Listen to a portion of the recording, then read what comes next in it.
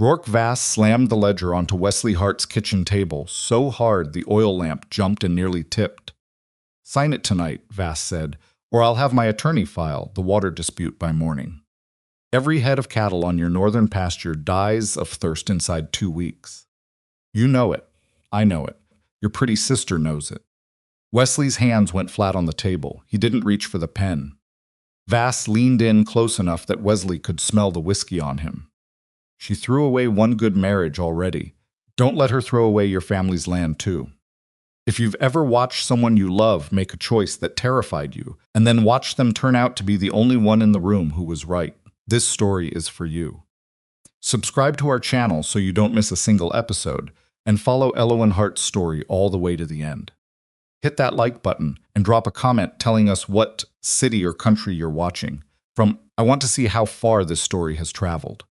The morning Elowen Hart walked into Gideon Thorne's church and handed back every dollar her family had scraped together. She was wearing a dress her mother had sewn from fabric ordered out of a catalog 3 years prior and never used. Ivory cotton, small buttons at the collar, pressed twice that morning because Elowen's hands had been shaking, and she'd had to set the iron down twice to steady herself. She had braided her hair the way her mother used to do it, pulling it back tight at the temples, loose at the ends. It had taken her 40 minutes. She wasn't sure why she cared how she looked for a conversation that was going to ruin everything. The church was small, the kind that doubled as a meeting hall and smelled permanently of candle wax and old hymnals. Half the town was already inside for the priest's ceremony, gathering the Thorne family's neighbors and ranch hands, a few merchants from town, women who had watched Elowen grow up and had opinions about every decision she'd ever made. They all turned when she came through the door. She didn't look at any of them. Gideon was standing near the front with his father, Aldous Thorne, a broad man in his late 60s, with white hair combed flat and a wool suit that probably cost more than the Hart family's monthly food expenditure. Aldous saw Elowen first. His expression shifted, not surprise exactly, more like a man recalculating something he'd assumed was settled. Gideon turned a moment later. He was 31, lean through the shoulders, with a face that showed weather and patience in equal measure. He had dark eyes that went still when he was trying to understand something. Elowen had always thought that was one of the things she liked about him, the way he didn't react immediately, the way he waited and thought. Most men she knew reacted to everything before they'd finished hearing it. He saw the cloth pouch in her hand. She watched the stillness settle over his face. "Elowen." His voice came out careful. "I need to speak with you," she said. Privately. Aldous Thorne stepped forward before Gideon could answer. "Whatever needs saying can be said here. There are people waiting on a ceremony." "Then they can keep waiting," Elowen said. The room went so quiet she could hear the wind pushing against the narrow windows. Aldous stared at her. He was not a man accustomed to being spoken to that way, especially not by a 24-year-old woman whose family had been borrowing against his goodwill for the better part of 3 years. His jaw tightened. Elowen held his gaze and didn't look away. Gideon put his hand briefly on his father's arm. "Give us a few minutes." They stepped into the small room behind the altar that the minister used for preparation. It held a plain wooden chair, a shelf of books, and a narrow window that looked out onto the back lot where horses were tied. Elowen could see her own mare, Copper, shifting her weight in the shade. She set the cloth pouch on the chair between them. "That's $460, she said. "It's everything we have, and a little we borrowed. It covers the original sum my father took, plus the interest your father calculated." Gideon looked at the pouch. He didn't touch it. Where did Wesley get $460? "He sold 2 horses and the eastern section of equipment. And I sold my mother's silver tea service to Mrs. Alderman at the dry goods." She said it flatly, without any particular emotion, though the tea service had been the one thing her mother had brought from her own family, and it had been sitting in the same cabinet for 20 years, and Elowen had grown up watching her mother polish it every Sunday morning. Gideon was quiet. "I need to ask you something," Elowen said, "and I need you to be honest with me, even if the honest answer is hard to say." He looked up from the pouch. "Would you have come to me," she said, "if there had been no debt? If my father had never borrowed anything? If your family had no claim on mine? Would you have ridden out to our ranch and asked to get to know me?" Gideon was still for a moment. I don't know how to answer that. What happened, happened. I can't undo it. That's not an answer. Elowen Gideon. She said his name the way she'd say the word stop. Quiet. Firm. I need to know you're marrying me because you want to marry me. Not because it's the cleanest way to close a ledger. He looked at her for a long time. Long enough that she heard voices outside the door shift and murmur, people wondering what was happening, how long this would take, whether someone should knock. If there were no debt, Gideon said slowly, would you still choose me? The question landed sideways. She'd come in here with her own question. She hadn't been prepared for him to turn it around. And she stood there in her mother's dress, with her hair braided tight and the silver tea service already sold, and she realized that she didn't have an answer ready. That frightened her more than anything else she'd felt that morning, because it told her something she hadn't admitted to herself, that she wasn't sure, and that the not being sure meant she couldn't walk out there and stand at the front of that church and say words she wasn't certain she meant. She picked up the pouch. Take it, she said. Please take it. Gideon didn't reach for it. Elowen, take the money, Gideon. Her voice cracked just slightly at the end. Not much, but enough that she heard it and hated it. That debt was between our fathers. It shouldn't have anything to do with whether or not two people get married. And I'm not going to stand in that room in front of everyone and make promises I'm not sure I can keep just because my father borrowed money. Gideon's jaw moved. She could see him working through something, and she didn't know what, and the not knowing was its own kind of terrible. He took the pouch. She turned around and walked back through the door. The room outside was silent except for the sound of her footsteps on the wooden floor.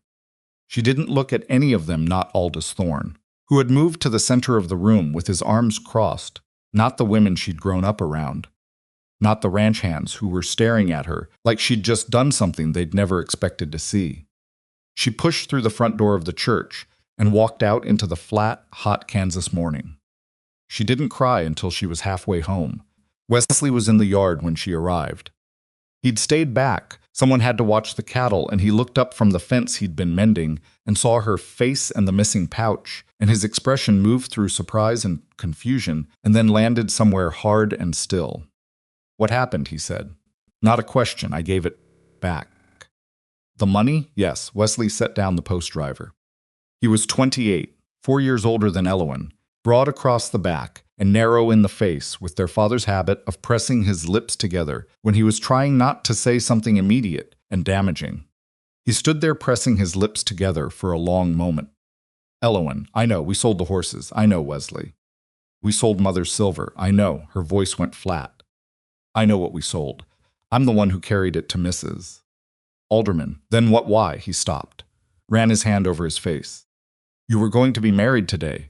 He was going to cancel the debt, and we were going to have access to the creek water, and I know what was supposed to happen. Then why did you? Because I don't know if I want to marry him. The words came out louder than she intended, and she heard them echo off the side of the barn and felt embarrassed by how much force they had. She pulled in a breath. I don't know.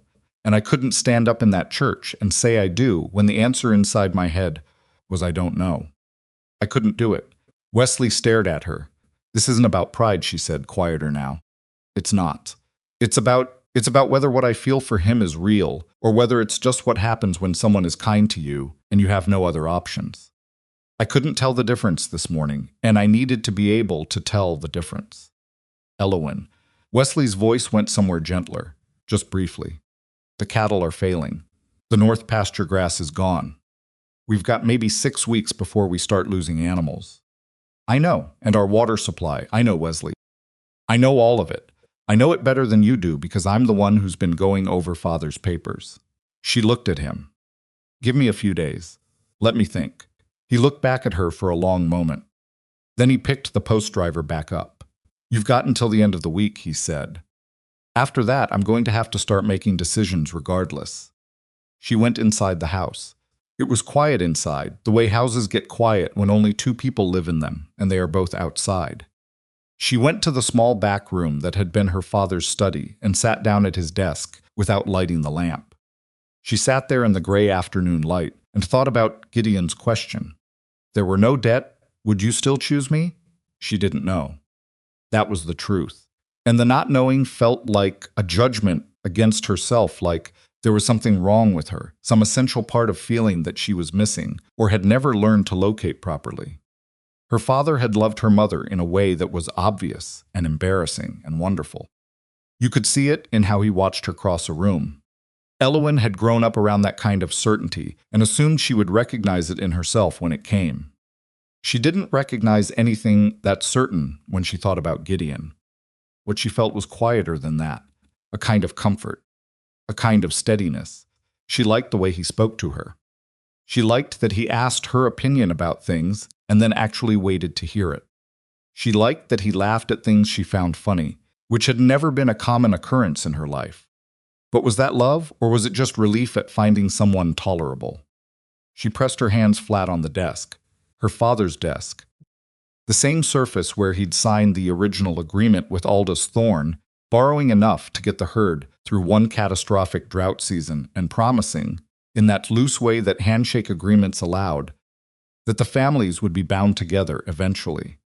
Bound together eventually, as though Elowen were livestock to be transferred. She sat up straighter. She pulled the top drawer open. Inside were her father's papers correspondence, receipts, tax documents, maps. She'd been through them twice already since his death 8 months ago, mostly looking for anything that might help with the water situation. There was a survey map at the bottom of the stack, yellowed and soft at the folds, showing the original property lines from when her grandfather had first registered the claim. She set it aside without looking at it closely. 3 days passed. Wesley kept his distance, which was his version of generosity. He worked the cattle and repaired the north fence, and didn't ask her again what she was planning, though she could feel the question radiating off him every time they sat down to eat.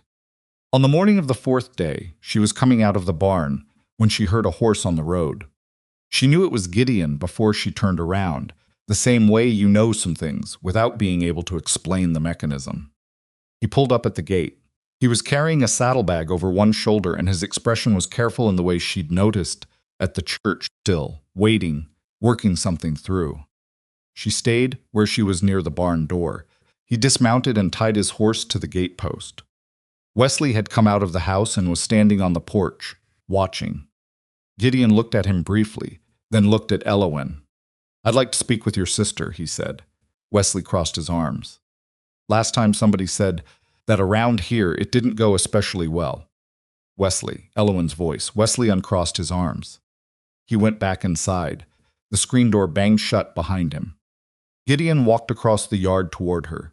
He set the saddlebag down on the fence rail between them and opened it. Inside was a leather-bound ledger, thick old, with the Thorne family name stamped on the cover in faded gilt. Elowen stared at it. Gideon opened the ledger to a marked page. She could see the Hart family's name at the top, her father's handwriting on the original agreement, and below it the accumulated notations her father and Aldous had made over 3 years of interest calculations. "This is the official record," Gideon said. "I can see that." He took the page between 2 hands. Then, deliberately and without any particular ceremony, he tore it out. Tore it again and again, until the pieces were small enough that the Kansas wind caught them and scattered them across the yard. Elowen didn't say anything. "I talked to my father last night," Gideon said. "We had the argument I should have had with him 3 years ago. The one about the difference between business arrangements and people. He closed the ledger. Debt is finished. It's not a bargaining point anymore. It's not a lever. It doesn't exist."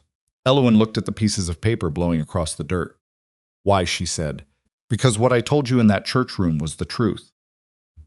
I don't know what would have happened if there'd been no debt. I don't know if I would have been brave enough to ride out here on my own." And that, he stopped, pressed his mouth flat the way people do when they're selecting words with some care. "That's something I have to sit with, because it means I've been hiding behind a convenience.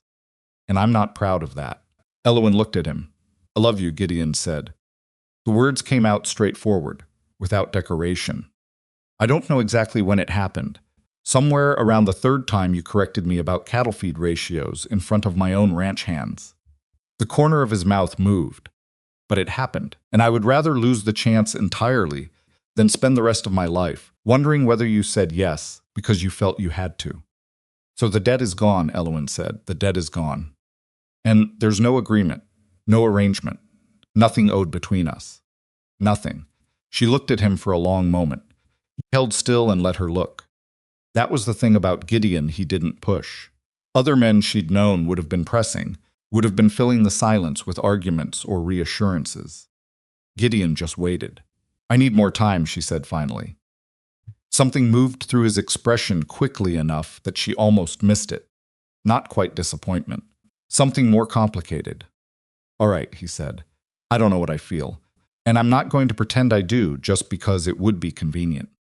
I'm not asking you to. I know you're not. That she stopped. That's part of what makes this hard. He looked at her for a moment, then nodded. He picked up the saddlebag. He walked back to his horse, mounted, and rode back toward the main road. She stood in the yard and watched him go and tried to locate in herself something that felt like certainty and found instead only the complicated quiet of a woman who had done something right and was about to pay for it in ways she hadn't fully calculated. Wesley came back out onto the porch. What happened? He said. The debt is canceled. Wesley blinked. What? He tore the page out of the ledger and destroyed it. It's finished. No wedding required. Wesley came down the porch steps. He stood in front of her and looked at her with an expression she couldn't quite categorize, relief and frustration, and something else underneath both of those. Elowen, he said, I know, that doesn't fix the water problem. That doesn't fix the north pasture. That doesn't. I know, Wesley, I know what it doesn't fix. She looked out at the browning grassland. The heat had settled into everything, the kind of dry that gets into wood and soil and makes both crack. I'm going to work on that. How? I don't know yet. She turned toward the house. Let me look at Father's papers again. She went back to the study. She lit the lamp this time. She pulled the survey map out of the drawer and spread it flat on the desk. She'd looked at it before and seen property lines and boundary markers. She looked at it now with a different question in mind. Not what is ours, but what is connected to what. The Hart property sat in a shallow basin. Their natural water source was a seasonal stream that had been reliable until 2 years ago, when the upstream usage patterns shifted after the Palmer family sold out to a larger operation that ran 3 times the cattle on the same land. The stream now ran low from May through September, the exact months they needed it most. But on this map, in her grandfather's careful pencil notation, there was something she'd looked at before and not understood. A dotted line, running northeast from the Hart Basin toward the edge of the property. Marked with a small notation in her grandfather's handwriting, seasonal channel, April flood years only. She leaned closer. The channel ran along the base of a limestone ridge. It wasn't on any of the current maps she'd seen, probably because it had silted up years ago and dried into nothing identifiable. But if her grandfather had noted it as a flood year channel, it meant it had carried water at some point. It meant the gradient existed. She traced the line with her finger across the map. The channel's northeastern end stopped at the edge of the Hart property. But the Thorne property began right where the Hart land ended, and the Thorne land bordered the creek, the reliable one, the one that hadn't dried in living memory. She sat back. If the channel could be reopened, but she was getting ahead of herself. Silted-up channels didn't reopen by wishing at old maps. And she didn't know what state the limestone ridge was in, or whether the gradient still existed, or whether the silting had compressed hard enough over 30 years to make excavation impractical. She folded the map carefully and tucked it into her skirt pocket. She was going to need to walk that ridge tomorrow. She went to bed that night with the map, and her thoughts about Gideon, and her thoughts about the cattle and the water problem all running together in a way that didn't resolve into anything clean. She lay in her narrow bed in the room she'd had since she was 7 years old and stared at the ceiling. She thought about what Gideon had said. I would rather lose the chance entirely than spend the rest of my life wondering whether you said yes because you felt you had to. That was not a small thing to say. That was not a thing a man said if he was mostly interested in the property arrangement. She thought about the way he'd torn that page out, the deliberateness of it. The absence of theatrics, he hadn't made a speech about it, hadn't explained at length what a sacrifice he was making. He'd just done it and stated the reason simply. She thought about the cattle feed ratio argument, which she remembered clearly. It had been 6 months ago. In early spring, when she'd ridden over to the Thorne place to return a piece of equipment Wesley had borrowed, and she'd overheard Gideon telling one of his hands to reduce the supplemental feed because they were coming out of winter, and the grass would handle the rest. She'd stopped. She'd said, without really thinking about whether it was her place to say it, that the grass on his south pasture had alkali damage from last year's runoff, and it wasn't going to handle the cattle load for at least another 3 weeks. He'd looked at her. His hands had looked at her. She'd felt her face go warm and had immediately wished she'd kept her mouth shut. And then Gideon had said, "How do you know about the alkali damage?" And she'd explained about the discoloration pattern she'd noticed at the fence line the week before, and how her father had dealt with the same problem on their east pasture 7 years ago, and what the recovery timeline had looked like. Gideon had listened to all of it. Then he'd turned to his hand and said, "Keep the supplemental feed at current levels for 3 more weeks. Then reassess." He hadn't thanked her in front of the ranch hands, because he'd seemed to understand that would have been condescending. He'd just adjusted and moved on. And later, when she was heading back to her horse, he'd said quietly, "I appreciate the observation." And there had been nothing in his voice that suggested he found it remarkable or strange that she'd known. Most men found it remarkable and strange. She turned onto her side. The question he'd asked her was still there. Would you still choose me? She didn't have the answer yet, but she thought that she was starting to understand what kind of man she'd be choosing if she chose him. And that felt like a different thing than understanding nothing at all. She closed her eyes. Outside, the hot wind moved through the dry grass, and somewhere on the north pasture, a cow called into the dark and didn't get an answer. The next morning, she walked the limestone ridge alone. It took most of the day. The terrain was harder than the map suggested. The ridge itself was intact, which was good, and the gradient she'd identified was real. She could feel it in the way the ground angled away to the northeast. But the old channel bed was overgrown, and in several places had been blocked by debris from multiple seasons of minor flooding and soil movement. Not impossible. Difficult, slow physical work, but not impossible. She walked back to the house with her boots dusty and her hair half out of its braid, and her mind already sorting through the practical problems. She'd need help. She'd need at least 4 working hands for several days. She'd need Gideon's agreement, because the downstream end of the channel sat right at his fence line. That was going to require a conversation. She sat on the porch steps and ate the end of the bread she'd brought for the walk and thought about how to have that conversation without it becoming something else. Then she heard a horse and looked up and saw Rourke Vass coming down the road. She'd seen Vass before in town, but had never spoken to him directly. He was in his 50s, heavy through the middle, with a kind of permanent sunburn that comes from a lifetime outdoors, and a wide hat he wore tilted back to signal confidence rather than forward to signal sense. He ran 3,000 head on the property to the west, which made him the largest cattle operation in the county by a significant margin. He pulled up at the gate without dismounting, which told her something about how he'd decided to approach this conversation. "Miss Hart," he said. "Mr. Vass, your brother inside?" He might be. Vass looked past her at the house. "I'll speak plainly. I've been watching the situation over here since your father passed, and I think I can offer you folks something useful." He reached into his coat pocket and pulled out an envelope. "That's $800 for the northern pasture and water crossing. Cash offer, available immediately." Elowen looked at the envelope without reaching for it. $800 was more money than she'd ever seen in one place. It would clear whatever debts remained. It would feed them through 2 winters. It would buy time. It would also give Rourke Vass control of the only water crossing on the Hart property, which meant he could effectively dictate terms of access to everything north of their fence line. "You'd want the crossing," she said. "Goes with the pasture." "And what would you do with it?" Vass shrugged. "Run my cattle through.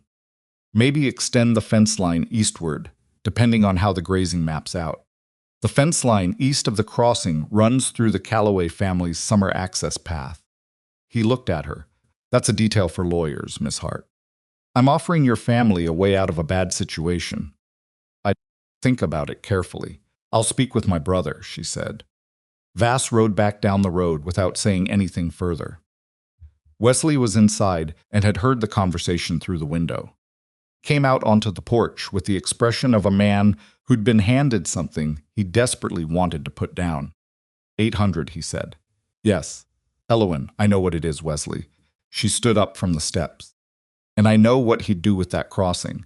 He's already in a dispute with 2 families over water rights on his eastern boundary. He needs our crossing to make those arguments easier. That's not our problem. It would become everyone's problem. She looked at her brother. Give me 1 week, and then you can make whatever decision you need to make. Wesley stared at her. 1 week for what? He said. She pulled the survey map out of her skirt pocket. I found something in Father's papers, she said. She spread the map on the kitchen table between them. Wesley leaned over it with his arms crossed, which was his posture for looking at things he wasn't sure he wanted to understand yet. The lamp threw a warm circle across the old survey paper, and outside the window the evening had gone the deep purple gray that Kansas evenings turned in August, when the heat finally released its grip on the day, but left the air still and close. Elowen traced the dotted line with her finger, the same way she'd done the night before in the study, except now she talked as she did it. Grandfather noted it as a seasonal flood channel. It runs along the base of the limestone ridge, northeast, and comes out here. She tapped the point where the dotted line ended, right at the fence line with the Thorne property. Wesley said nothing. The gradient is real, she continued. I walked the ridge today. The channel is silted and overgrown in sections, but the low ground is still there. If we cleared it, packed the worst sections, laid rock where the soil is loose, it could carry water from the Thorne Creek into our basin. Wesley looked up from the map. Gideon would have to agree to that. Yes. And you think he would? I think it's worth asking. Wesley straightened up. He rubbed the back of his neck the way their father used to do when he was arriving at a decision he didn't entirely want to arrive at. You walked that whole ridge today by yourself? I did. How long would the clearing take? 4 hands, 4 days at minimum. Could be 6 or 7 if the lower section is worse than it looks. We don't have 4 hands available. We've got 2 and one of them has a bad shoulder. Gideon has hands. Wesley looked at her. I'm not asking him for charity, Elowen said before her brother could form the objection. The channel benefits his operation too.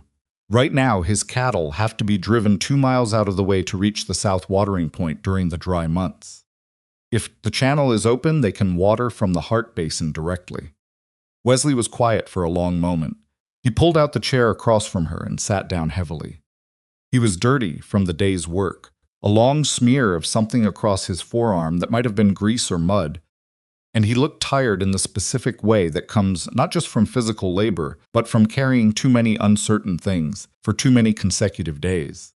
If we take Vass's money, he said, not as an argument, more as a thing he was examining out loud, the debt question is settled, and we don't have to ask anything from anybody. If we take Vass's money, Elowen said, he owns the crossing. He'll fence the Callaway path within a year. He'll probably move his eastern boundary markers within 2, and you know he has the lawyers to make it difficult to fight. You don't know that. I know what he did to the Prentice family. They sold him a strip of land on the south side for grazing access, and 6 months later he had an easement claim that covered their entire well. She kept her voice even. I know what kind of man he is, and I know what that crossing is worth to him, and it's not $800 worth of charity. Wesley turned the corner of the map over and back, a restless movement. You're asking me to turn down $800 on the basis of a dotted line on a 40-year-old map. I'm asking you to give me 1 week. And if it doesn't work, then we sell the pasture. Vass isn't going anywhere. He'll still want it next week. She looked at her brother steadily. The money will still be there. The channel might not be, if Vass buys the crossing and fences the ridge access. That landed. She saw it land. Wesley looked at the map again. You'd have to go talk to Gideon. I know. After everything that happened at the church. I know, Wesley. That's going to be a complicated conversation. Most of the useful ones are. He sat there another moment, then pushed back from the table. 1 week, he said. But you go tomorrow. We don't have time to let this sit. She went the next morning. She didn't dress for it the way she'd dressed for the church. She put on her working clothes brown skirt, plain shirtwaist, boots with the mud still caked on the soles from the ridge walk, because this was not a personal call, it was a practical one. And she wanted that to be clear from the moment she arrived. The Thorne property was 1.5 miles by road, closer through the fields, but she didn't have permission to cut across. It was a larger operation than the Hart Ranch in every measurable way, more hands, more outbuildings, a main house that had been expanded twice. The yard was clean and organized in the way that spoke of enough labor to maintain it. Gideon was in the corral working with a young horse when she arrived. She could see him from the gate, he had a lead rope, and was doing something patient and deliberate with an animal that clearly did not want to be patient or deliberate about anything. He hadn't seen her yet. She tied copper to the post and waited. One of the Thorne hands, an older man named Caswell, who'd been with the operation for years, came out of the near barn and looked at her with the particular expression of someone who'd heard about what happened at the church and hadn't made up his mind about it yet. "Morning, Miss Hart." "Morning, Caswell. Is Mr. Thorne available when he's finished?" "I'll let him know you're here." She watched Caswell cross to the corral. She watched Gideon look up from the horse. She watched something move through his expression that she couldn't read from this distance. He handed the lead rope to another hand and came toward her. He stopped on the other side of the gate. "Elowen, I need to ask you something," she said. "Something about the property." The corner of his mouth moved, just barely. Not quite a smile. "Come in." They sat at the outdoor table near the water trough, which was not a charming setting but was a practical one, and Elowen laid the map between them, the same way she'd laid it out for Wesley the night before. She explained it the same way the channel, the gradient, the ridge walk, what she thought it would take to clear it. Gideon listened without interrupting. He leaned over the map and looked at it the way he looked at things, carefully, without rushing. "Your grandfather marked this?" he said, his handwriting. "And you think the gradient is still viable? I walked it. The limestone bedrock under the ridge hasn't moved. The channel's silted, but the slope is there." She paused. "Your hands would need to work it from the northeastern end, where it meets your fence line.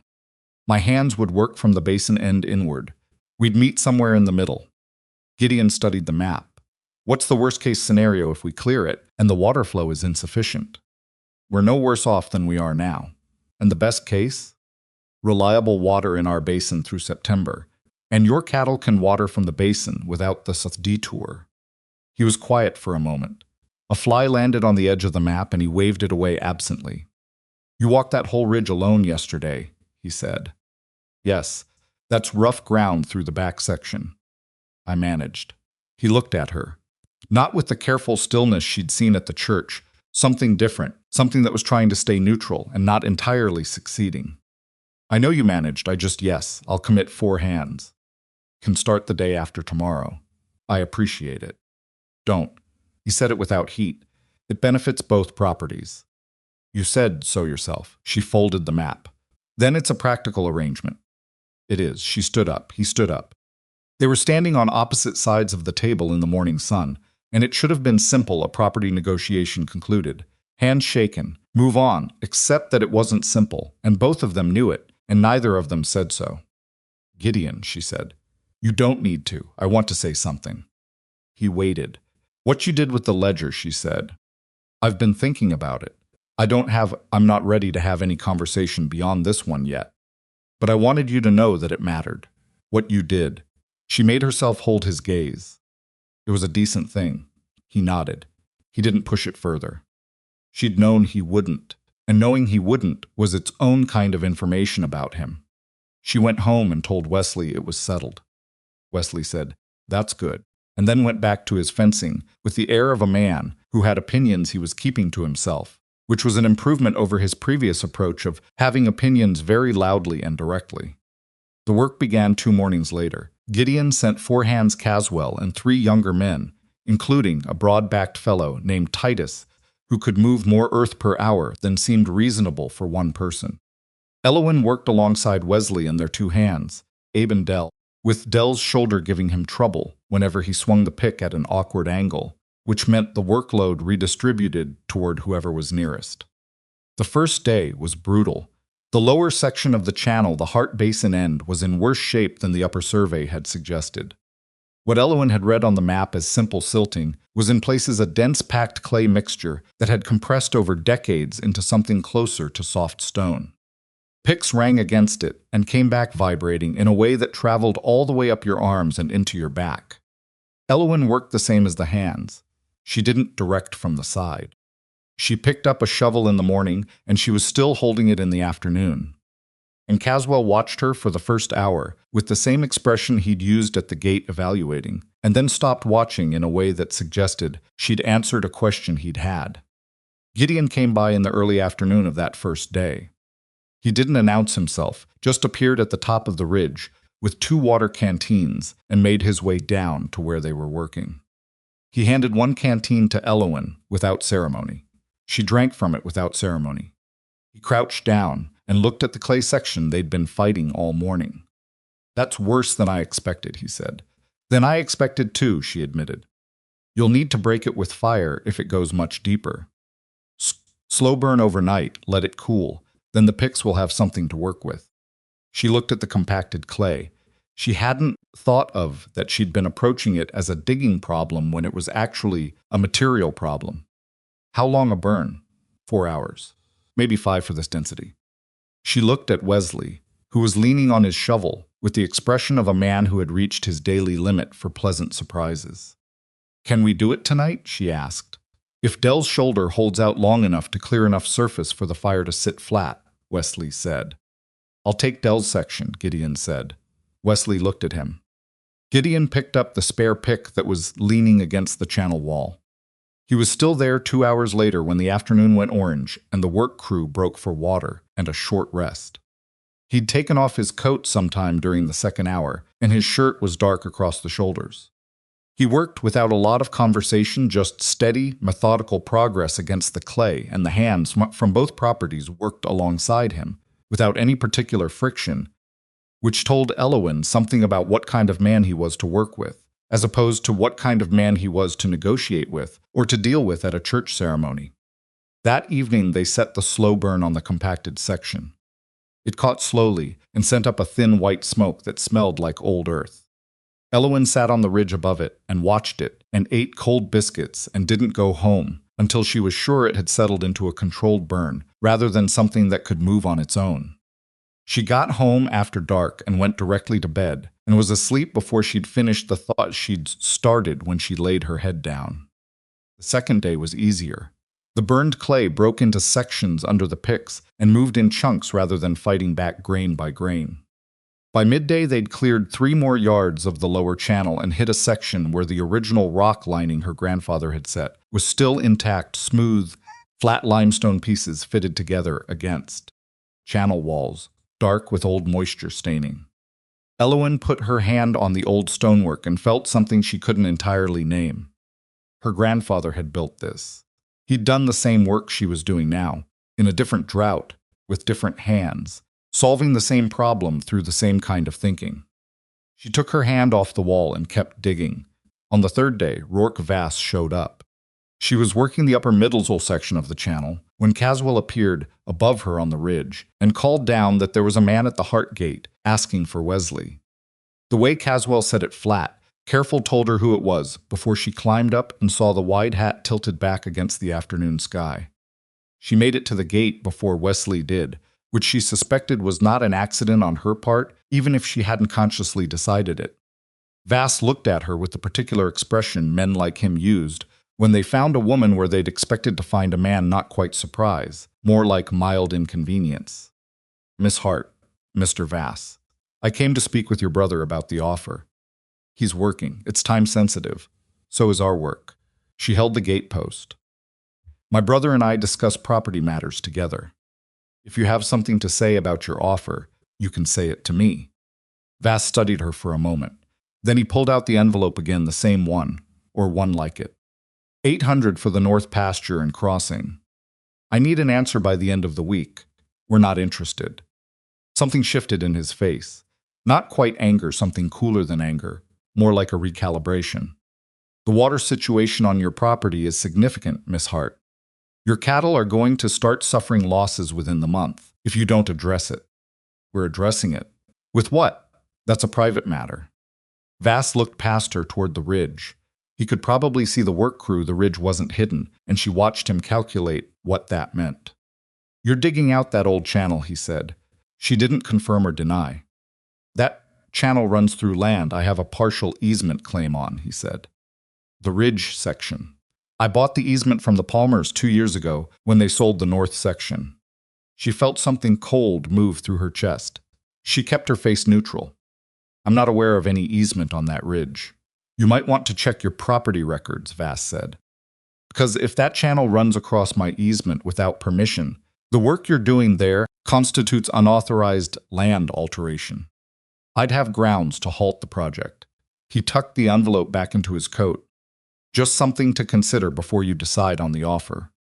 He rode away.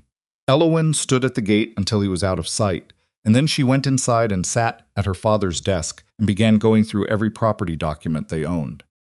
Wesley came in 20 minutes later, still dirty from the channel work. She told him what Vass had said. Wesley swore once quietly and sat down across from her. Is he right? I don't know yet. If he has an easement on the ridge. Let me find the papers. It took 2 hours. The Hart property records were organized in the way that property records get organized when a man is both meticulous and occasionally distracted, most of it filed correctly, some of it tucked into related folders rather than its own. One critical envelope at the very back of the bottom drawer behind a manual for a plow attachment. She found the original survey and boundary documents from when her father had purchased the north section separately 12 years ago. The north section, which included the limestone ridge, had been purchased from the Palmer family. She read every line of the purchase agreement twice. No easement was mentioned. She went through the subsequent property tax records. No easement listed. She went through every piece of correspondence between her father and the Palmers. Nothing about an easement. It's not here, she told Wesley. Vass said he bought it 2 years ago, from the Palmers. But our purchase from the Palmers was 12 years ago. If the Palmers sold us the ridge section 12 years ago, they couldn't have sold an easement on it 2 years ago. They didn't own it anymore.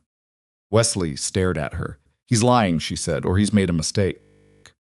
Either way, the easement doesn't cover our land. She thought for a moment. But I need to verify it. There might be a recorded claim at the county land office that I don't have a copy of. How soon can we find out? I'll need to ride to Millhaven tomorrow. Millhaven was the county seat, 14 miles east. A full day's round trip. That puts us behind on the channel. I know. She looked at the stack of documents in front of her. But if Vass files an injunction while we're still working, we lose the whole project. I need to know what's in the county records before he can use it against us. Wesley rubbed his face with both hands. All right. I'll take your section of the channel tomorrow. She left for Millhaven before the sun was fully up. The county land office was on the second floor of a building that also housed the post office and, inexplicably, a dentist's office. The land clerk was a thin man named Hodgkins, who seemed vaguely put out by the existence of anyone who needed records before 9 in the morning. But he found Elowen's focused expression difficult to argue with and eventually produced the relevant survey books. She sat at the clerk's narrow table for 4 hours. The Palmer family's historical property records were extensive multiple generations, multiple sales, multiple subdivisions of the original claim. She worked through them chronologically, tracing the ridge section specifically. She found the easement. It had been recorded 2 years ago, exactly as Vass said. The Palmers had granted a grazing and access easement across a section described as the Palmer Northeast Ridge. She looked at the boundary coordinates. She looked at them again. She found the original Hart purchase agreement in the county copy and compared the boundary descriptions line by line. The Palmer Northeast Ridge easement, the one Vass had bought, described land that sat northeast of the Hart property boundary. The ridge section she'd purchased from the Palmers 12 years ago was surveyed and recorded under different coordinates, specifically the Hart Basin Ridge approach, which was a distinct notation. Vass had bought an easement on a different ridge. He either didn't know that, or he was counting on the Hart family not knowing it. She copied the relevant coordinate descriptions carefully in her father's old notebook. which she'd brought along because it was the right size for her coat pocket, and thanked Hodgkins, who had progressed from vaguely put out to mildly curious by the time she left. She rode back 14 miles with the notebook in her pocket and arrived home in the early evening to find Gideon's horse tied at her gate. He was on the porch with Wesley. They were not having a comfortable conversation. They were sitting with a good 3 feet of distance between them and the body language of two men who had each decided to be civil and were finding it slightly effortful. They both looked up when she came through the gate. Vass came by the work site today, Gideon said. She dismounted and tied copper. What did he say? Told Caswell in my hands that the ridge section was under easement and any further work was potentially actionable. He paused. Caswell stopped work. I told him to wait until I'd spoken with you. Elowen came up the porch steps. She pulled the notebook out of her coat pocket. The easement is real, she said, but it's on the wrong ridge. Both men looked at her. She explained the coordinate descriptions, the distinction between the Palmer Northeast Ridge and the Hart Basin Ridge approach.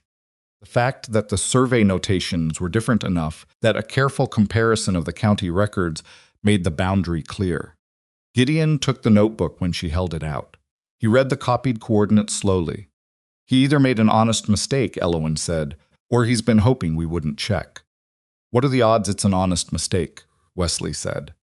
Nobody answered that. Gideon handed the notebook back. He looked at Elowen with an expression she couldn't quite read in the fading light, something that was part concern and part something else that she didn't have a name for yet. If he pushes this, you'll need to put those coordinates in front of someone with authority. A judge, or at minimum the county surveyor. I know. He has lawyers, Wesley said. We don't. We have the records, Elowen said. And we have the coordinates. And if he tries to file an injunction, the county records will be part of the proceeding. She looked at her brother. He's counting on us to be too scared or too uninformed to check his claim. We checked it. The claim is false. Wesley was quiet. The work continues tomorrow, she said. She said it the way their father used to say the final thing in a conversation, not loudly, not with extra force, just with the tone that indicated there was no further discussion to be had. Gideon looked at her for a moment, and then he said, I'll have my hands back at first light. He left. She watched his horse move down the road in the dim light, and then she went inside. She sat at the kitchen table with a glass of water, and the notebook and the relief that had been building since Millhaven, starting to let go of its grip on her chest. But the relief wasn't clean, because clean relief was the kind that came when a problem was finished, and this one wasn't finished. Vass still had lawyers, and Vass still wanted that crossing, and the channel was not yet open. 3 more days of work, maybe 4. She turned the notebook over in her hands. Her name was in it, not her name exactly, but her family's name, in county records going back 30 years, one generation making a claim and the next one defending it. That was what land was. Not just grass and soil and water, but the accumulated argument for your right to be somewhere. Wesley came in from outside and poured himself water from the pitcher and leaned against the counter. He looked at her. That was good work, he said. In Millhaven. She nodded. He drank his water. Gideon stayed here for 2 hours waiting for you. I noticed the horse. He didn't ask me anything about you. He just waited. Wesley set his glass down. I'm not saying anything. I'm just noting it. I noted it too, Elowen said. She closed the notebook. Outside, the Kansas dark had come fully down, and the dry wind had stilled into something almost cool, and in 3 days or 4 the channel would be open, or it wouldn't, and Rourke Vass would push back harder, or he wouldn't. And somewhere in the middle of all of that, she had a feeling she still needed to finish identifying, and she didn't know yet when she was going to get around to that. But she'd gotten around to everything else so far. She put the notebook in her coat pocket and went to bed. The 4th day of channel work started before dawn. Elowen was at the ridge by the time the sky went from black to the dull gray that preceded actual light, and she could already hear Titus working somewhere above her in the upper section. The rhythmic ring of a pick against rock carrying down through the still air. That was the thing about Titus. He arrived early, and he left late, and he worked with a consistency that made her feel slightly inadequate about her own pace, which she suspected was his intention toward nobody in particular, and simply the way he operated. She dropped into the channel and picked up her shovel. The previous day's work had broken through the worst of the compressed middle section, and what remained between the Hart Basin end and the Thorne fence line was approximately 60 yards of channel that needed clearing, and in several places relining where her grandfather's original stonework had shifted or collapsed.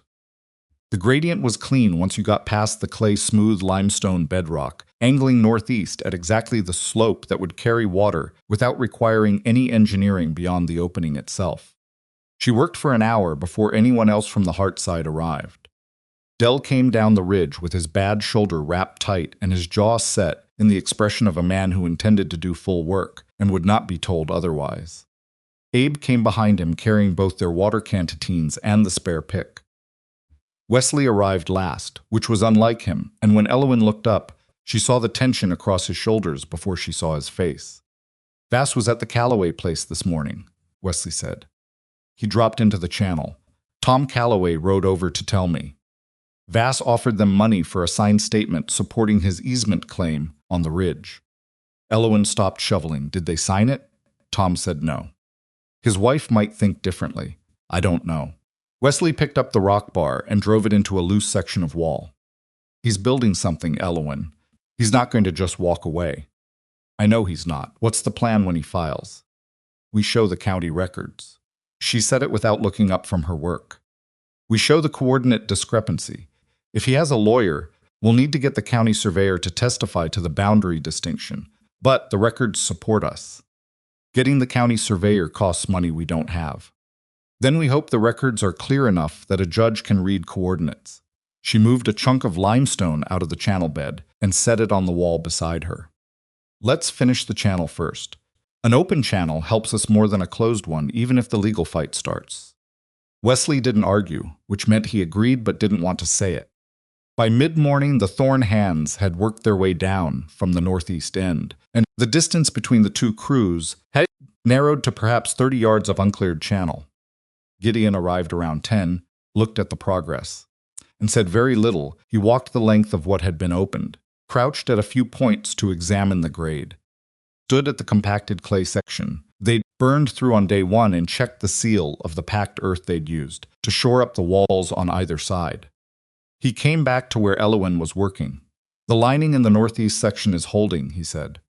Even if we get significant flow, I don't think it'll undercut. Good. She wiped her face with the back of her wrist. How's the outlet on your end? Clear. We cleared the last of it yesterday afternoon. He paused. If you break through today, you could run a test flow by evening. Then we'd better break through today. He picked up a shovel. She almost said something, almost told him he didn't need to, that his hands were doing their share, that it wasn't necessary for him personally to stand in a dirt channel and move earth alongside her crew. But she didn't say it because it would have come out wrong, and also because she was tired enough that having an extra shovel working was more useful than making a point about it. They worked through the hottest part of the afternoon without stopping. The final connection, the moment where the two crews working from opposite ends broke through the last section of compacted silt, and the two lengths of channel became one continuous line, happened so undramatically that Elowen almost missed the moment it occurred.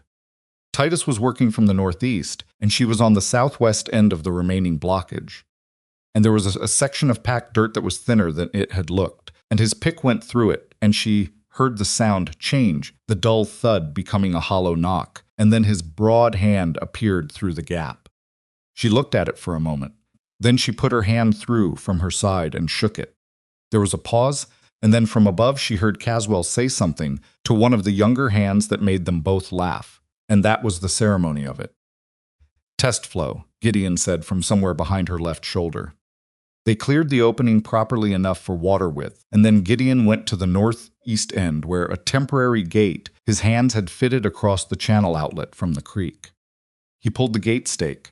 The water didn't rush in the way water rushes in stories.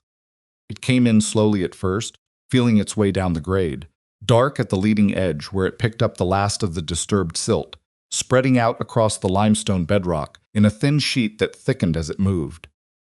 Elowen stood in the channel and watched the water come toward her. Reached her boots and she stepped back. It kept coming slow, steady, finding the grade her grandfather had cut into the earth 40 years ago, still exactly where he'd left it. It reached the Hart Basin end and spilled out into the dry hollow and began to pool. Nobody said anything for a moment. Then Wesley said, "It's working." She nodded. "It's actually working," he said again, as though he hadn't fully believed it would until this moment, which she suspected was the truth. She climbed out of the channel and stood on the ridge and looked at the thin thread of water finding its way across their land. And she felt a tiredness that was different from the physical exhaustion, something that came from carrying a weight for a long time and setting it down, and the surprise of how heavy it had been once you put it down and could measure it. Gideon came up beside her. They stood there looking at the water together, without saying anything, which should have been awkward and somehow wasn't. "Your grandfather knew the ridge," Gideon said finally.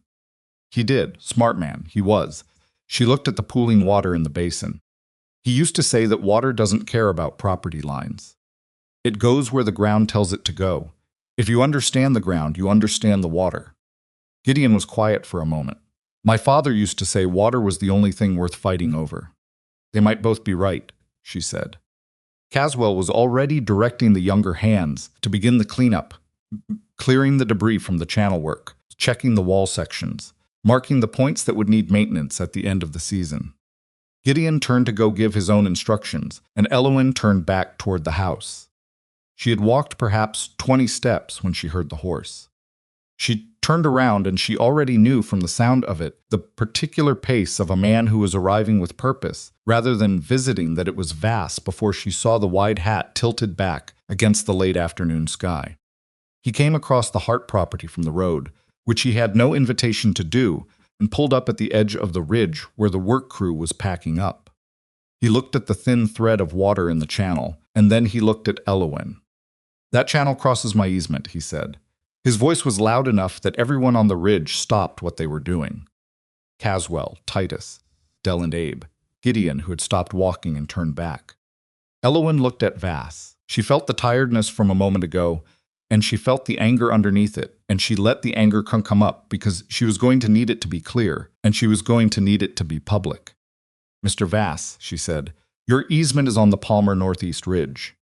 This is the Hart Basin Ridge approach. They are different parcels with different survey notations. I've compared the county records."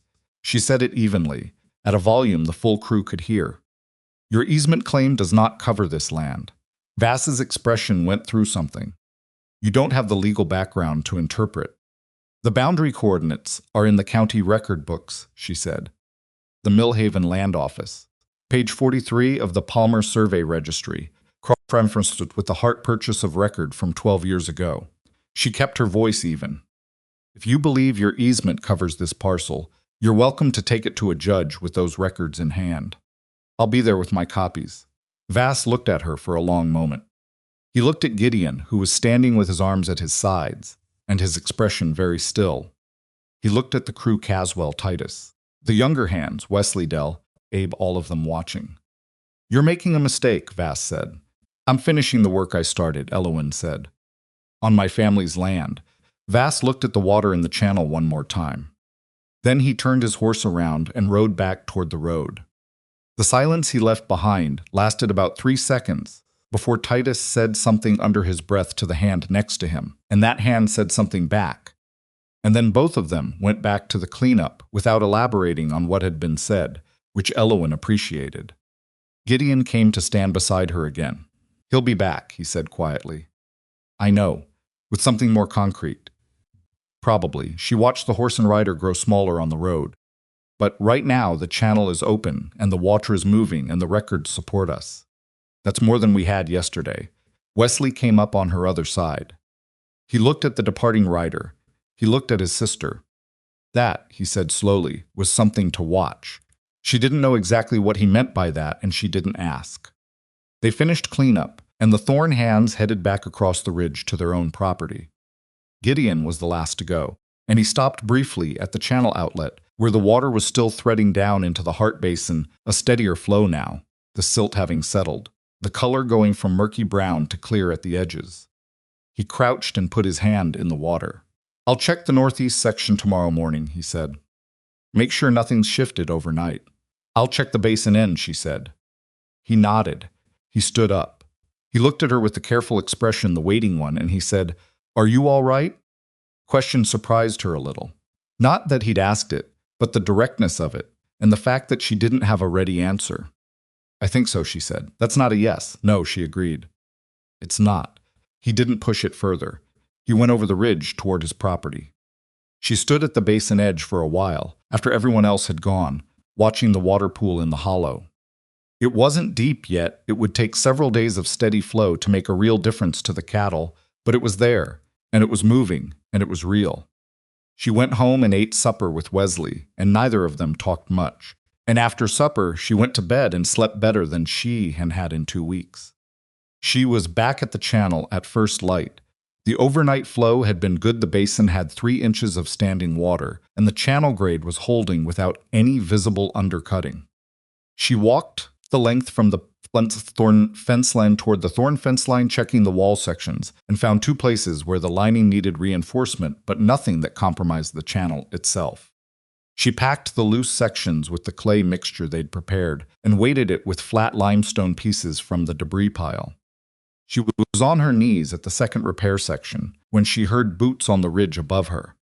She looked up expecting Gideon or Caswell, and instead found a man she didn't immediately recognize, middle-aged, wearing town clothes rather than working gear, carrying a leather case. He had a careful expression and a hat that sat properly level on his head, which meant he wasn't a rancher. "Miss Hart," he said. She stood up. "Yes, my name is Aldridge. I'm an attorney. I represent Mr. Rourke Vass." He looked at the channel, at the water moving in it, at her clay-covered hands. "I've been asked to deliver this." He held out an envelope. She took it without changing her expression. Inside was a single folded page, a formal notice of disputed property use, citing the easement claim, demanding cessation of channel activity, pending a legal determination of boundary rights. At the bottom was a signature and a county court case number. He'd filed. She looked at the case number. "This was filed this morning?" she said. "Yesterday afternoon," Aldridge said. "You'll have 14 days to respond through the court." She folded the paper and put it back in the envelope. "Thank you, Mr. Aldridge." He looked slightly surprised, probably at the absence of distress. "Is there anything you'd like me to convey to my client?" "No," she said. "But you might want to review the county survey records for the Hart Basin Ridge approach before this goes any further. The boundary coordinates on your client's easement don't match this parcel." She looked at him. "As his attorney, you'd want to know that before a judge sees it." Aldridge's careful expression shifted fractionally. He said he'd look into it. He went back up the ridge toward the road. Elowen stood in the channel with the envelope and the moving water and thought about 14 days. She needed the county surveyor. That was clear now. The coordinate argument she could make herself from the records, but a legal pro-stemming needed testimony from someone with official standing, and that cost money she'd said they didn't have. She climbed out of the channel and walked to the Hart house and wrote a letter to the county surveyor's office in Millhaven, requesting a consultation appointment and explaining the circumstances of the boundary dispute. She stated the case numbers, hers from the purchase record and Vass's from the easement filing, and the specific coordinates in question. Then she sat for a moment. Then she wrote a second letter to Aldous Thorne. Not to Gideon, to his father, because what she needed wasn't from the son. She needed information. And the information she needed was the kind that only a man who'd been doing business in this county for 30 years would have. Specifically, had Vass done this before? Had there been other boundary claims, other disputed easements, other families who'd received an attorney at their gate with a case number? She sealed both letters and rode them to town and posted them. She was back at the Hart property by afternoon. Gideon was waiting on the porch. He'd come to check the northeast channel section, as he'd said he would, and he'd found her gone and Wesley working cattle and had apparently decided to wait. He was sitting in the porch chair with his elbows on his knees, looking at nothing in particular, and he looked up when she came through the gate. "Vass filed," she said before he could ask. "Caswell saw the attorney on the ridge this morning." He stood. "What did the notice say?" She told him. She told him about the 14 days, the case number, the letter she'd sent to the surveyor's office. He was quiet when she finished. Then he said, "I sent a letter to my father's attorney this morning." asking him to look at the county records and tell me what he sees. She looked at him. You did that this morning? Before you knew Vass had filed? I did it last night, after Vass rode away from the ridge. He held her gaze. I wanted to know what we were dealing with before it got further. That she stopped. Practical, he said. Yes. Elowen. He said her name the way he did, sometimes carefully, as though it had weight he was choosing not to put down carelessly. This is going to become a public dispute. It's going to go to court, and people are going to form opinions about it. And Vass has enough standing in this county that some of those opinions are going to go his way regardless of what the records show. I know that. I want you to know that the Thorne property will back your position formally. If it goes before a judge, my father's attorney will appear as a supporting party. He paused. I've spoken with my father about it, he agreed. She looked at him for a long moment. Why would your father agree to that? Because I told him what you found in the county records, Gideon said. And because he's been watching Vass move boundaries in this valley for 15 years and he's tired of it. He looked at her steadily. And because I asked him to. She didn't know what to say to that immediately. She sat down on the porch step because her legs were suddenly tired in a way that wasn't from the work. That's a significant thing, she said. Your family found the channel.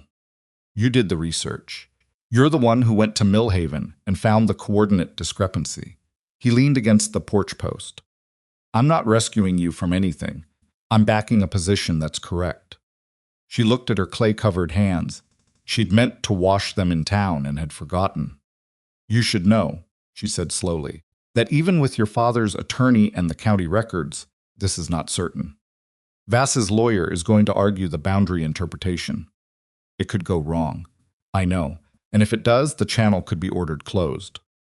I know that too. Then you understand what you're committing to. Elowen. He said it with a patience that she suspected was carefully maintained. I understand what I'm committing to. She looked at him.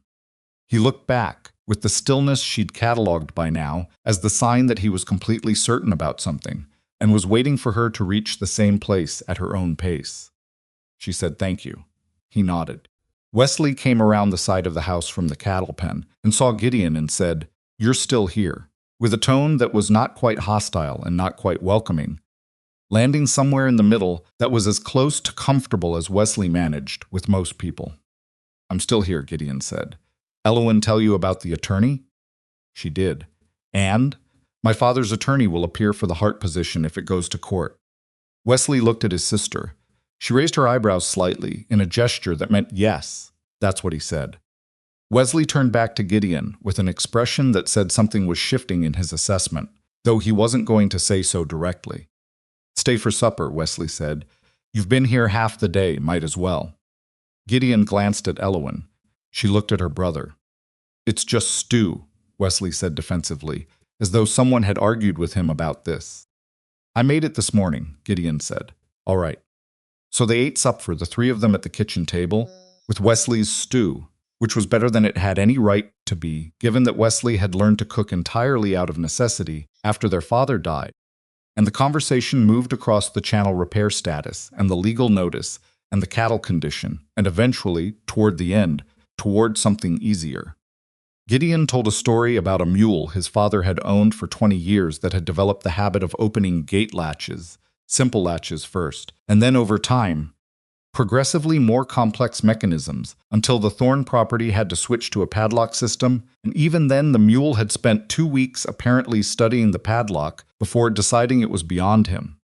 Wesley laughed at it, which surprised Elowen a little because Wesley's laughs were infrequent enough to be notable. Gideon went home after dark. Wesley washed the dishes without being asked, which was either guilt or goodwill, and Elowen didn't examine it too closely. He's useful, Wesley said from the sink. Yes, she said. I don't mean that as criticism of you, I mean. He paused, searching for the phrasing. He's a useful person to have on your side, not because of the property or the lawyers. Just him. He's useful. She understood what her brother was trying to say, and she appreciated that he was trying to say it even if the execution was awkward. I know, she said. She went to bed thinking about the county surveyor and the 14-day window and the list of things that needed to go right in a specific sequence, and she fell asleep in the middle of it. which was probably the best sleep strategy available to her. The response from the county surveyor's office came 4 days later. The surveyor himself, a man named Fordyce, who had a reputation for precision and an equal reputation for taking his time about things, wrote that he would be in the Blackthorn Creek area in 9 days on a previously scheduled boundary inspection for another property, and could add the Hart Vass coordinate question to his visit at no additional charge, provided she could have the relevant documents available. 9 days. That was inside the 14-day window. She wrote back immediately, confirming. 3 days after that, a letter came from Aldous Thorne. She opened it at the kitchen table with Wesley standing across from her. The handwriting was careful and formal, the kind that belonged to an older generation. Aldous had answered her question about Vass's history. The answer was longer than she'd expected. Vass had used boundary disputes in this valley 3 times in the previous decade. The Fenwick family, who had sold after a 2-year legal battle they couldn't afford to sustain. The Morrison operation, which had settled out of court with a land concession. And a smaller claim against the Kimball widow, who had no property knowledge at all and had simply accepted Vass's initial assessment without checking, giving him an acre of access road he'd wanted for years. 3 times. 3 wins for Vass. Each time, the legal pressure combined with the financial cost of fighting it had produced a settlement or surrender. She set the letter down. He's done this before, Wesley said. He'd read it over her shoulder. 3 times. And won all 3. Because they couldn't sustain the fight, she said. The Fenwicks went 2 years. That's the long one. The rest settled sooner. She looked at the letter. Vass knows what a legal battle costs. He's counting on it costing more than we can pay. Can it? She was honest with him. If it runs longer than 2 or 3 months, yes. Becomes very difficult. Wesley was quiet. But we have something the others didn't, she said. Coordinates. The coordinates, and the Thorne property backing our position. And now documentation that Vass has used this same approach before, which a judge might find relevant to questions of intent. She folded the letter carefully. We have more than the others had. That matters. What she didn't say, what she didn't have a clear answer to, was whether more would be enough. She was thinking about that on a Wednesday morning, 9 days after the surveyor's letter, when Fordyce arrived at the Hart gate in a survey wagon with 2 assistants and a set of instruments that looked like they'd been manufactured by someone who believed precision was a moral position. She walked him through the entire boundary question herself. Fordyce was a small man, methodical, who asked questions in a particular order and wrote the answers in a survey book with a very sharp pencil. He looked at her county record copies. He looked at the coordinate notations. He asked her to show him the channel. He walked the ridge with his assistants, taking measurements at specific points, and she waited on the ridge and watched and didn't interrupt. After 2 hours, Fordyce came back to where she was standing. The boundary descriptions are distinct, he said. Can you say that's clearly enough for a court? I can say it with measurements, he said. The northeast Palmer Ridge and the Hart Basin Ridge approach are separated by approximately 300 yards of terrain. The easement coordinates describe land that does not include your channel location. He wrote something in his book. I'll provide a formal survey report within 5 days. You can present it in the proceeding. She shook his hand and thanked him. And when his wagon rolled back down the road, she stood at the gate and let herself feel something she'd been keeping at arm's length for days, the specific sensation of having been right when you weren't entirely. Sure you'd been right, and the world confirming it. Confirmation was not victory. She knew that. The report would be evidence. Vass's attorney would contest it. There would be a hearing. There would be a judge. There would be a day in a room where both sides brought everything they had. She needed the valley to understand what Vass had been doing. Not just the Thornes and the Harts, the whole valley. The Calloways who'd refused to sign his statement. The families who remembered the Fenwicks and the Morrisons. The ranchers who shared water boundaries with Vass and had perhaps wondered at various points whether their own surveys were entirely secure. She had 9 days before the legal response was due. The hearing would probably be scheduled 2 or 3 weeks after that. She wrote a letter to Tom Calloway. Then she wrote a letter to the families she knew had been upstream neighbors to the Fenwicks. Then she wrote to a woman named Grace Alderman, not the dry goods owner's wife, a different alderman who had worked with the county land records as a clerical assistant for years, and who had, according to various pieces of memory Elowen assembled from conversations over the past decade, a comprehensive informal knowledge of every property dispute that had crossed those records in her time there. She was sealing the third envelope when Gideon appeared at the kitchen window. He'd learned, apparently, to knock on the frame rather than the door when the door was open, which was a small adjustment to her household's rhythms that she noticed without commenting on. Fordyce came, he said. He was here this morning. The report will support our position.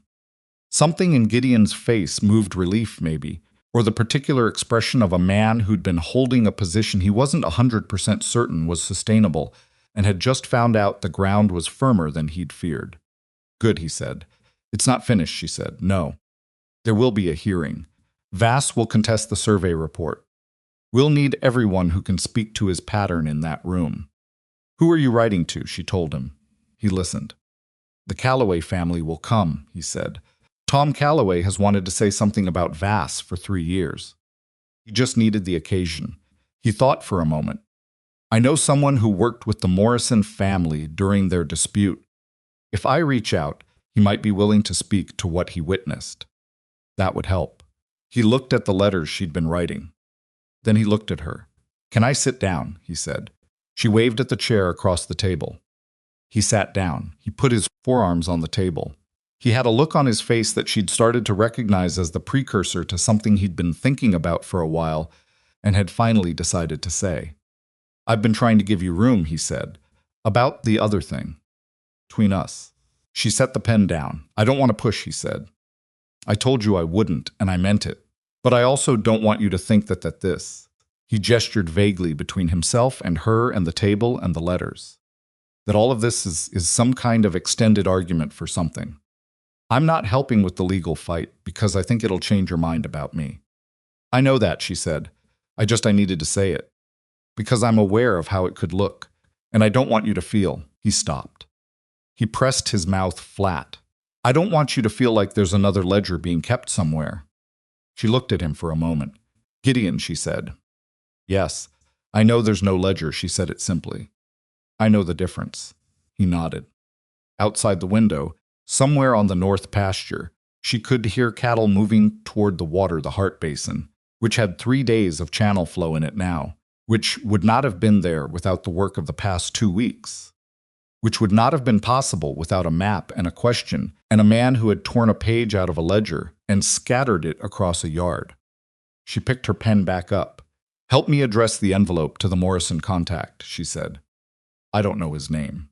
Gideon pulled it toward him and wrote the name carefully in the center of the envelope and then pushed it back, and she sealed it. And they sat at the table in the late afternoon with a stack of letters between them that were going to go out tomorrow morning and might, if everything moved in the right direction, bring enough of the valley into that courtroom to make Rourke Vass understand that this particular fight was going to cost more than he'd calculated. It was not certain. Nothing about this was certain. But the water was moving in the channel her grandfather had cut, and the surveyor had measured what he'd measured, and the letters were written, and that was 3 things that hadn't existed 2 weeks ago. She sealed the last envelope. Outside the sky was going the deep orange-red that Kansas skies turn before dark in the dry months, and the cattle were drinking, and the wind that came through the window was the first one in weeks that had a faint coolness to it, as though somewhere north of them a season was beginning to think about changing. Fordyce's survey report arrived on a Thursday, 5 days after he'd walked the ridge exactly as he'd promised, and it was everything Elowen had needed it to be, and a little more. He'd included scale drawings precise, measured, annotated in the careful hand of a man who understood that a court was not interested in approximately, and not quite and roughly speaking. The drawings showed both ridges, the coordinate boundaries of the Palmer Northeast Easement and the Hart Basin Ridge approach, with a measured gap between them labeled in feet and chains. 314 feet at the closest point. The channel's location was marked with a dotted line that ran entirely within the Hart Basin Ridge approach boundary and did not touch the easement land at any point. At the bottom of the report, in the section marked Surveyor's Determination, Fordyce had written a single clear sentence. The water channel as located does not intersect or traverse the land described in the easement of record filed by R. Vass, case number as referenced above. Elowen read that sentence 3 times. Then she made a copy of the full report in her own handwriting, careful, legible, taking 2 hours because she didn't trust the original to travel without damage. And she sent the original by post to the county court with a cover letter, citing the case number and requesting it be entered into the record. And she kept the copy at home in the bottom desk drawer, where she kept things that mattered. Gideon came by that afternoon, and she showed him the report. He read it the same way he read everything slowly, thoroughly, without skipping ahead. When he finished, he set it down on the table and was quiet for a moment. "That's a clean determination," he said, "as clean as I've seen.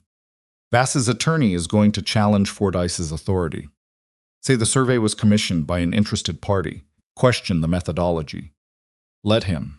She poured 2 cups of coffee without asking if he wanted one, which had become a habit of the past 2 weeks, without either of them noting the specific moment it began.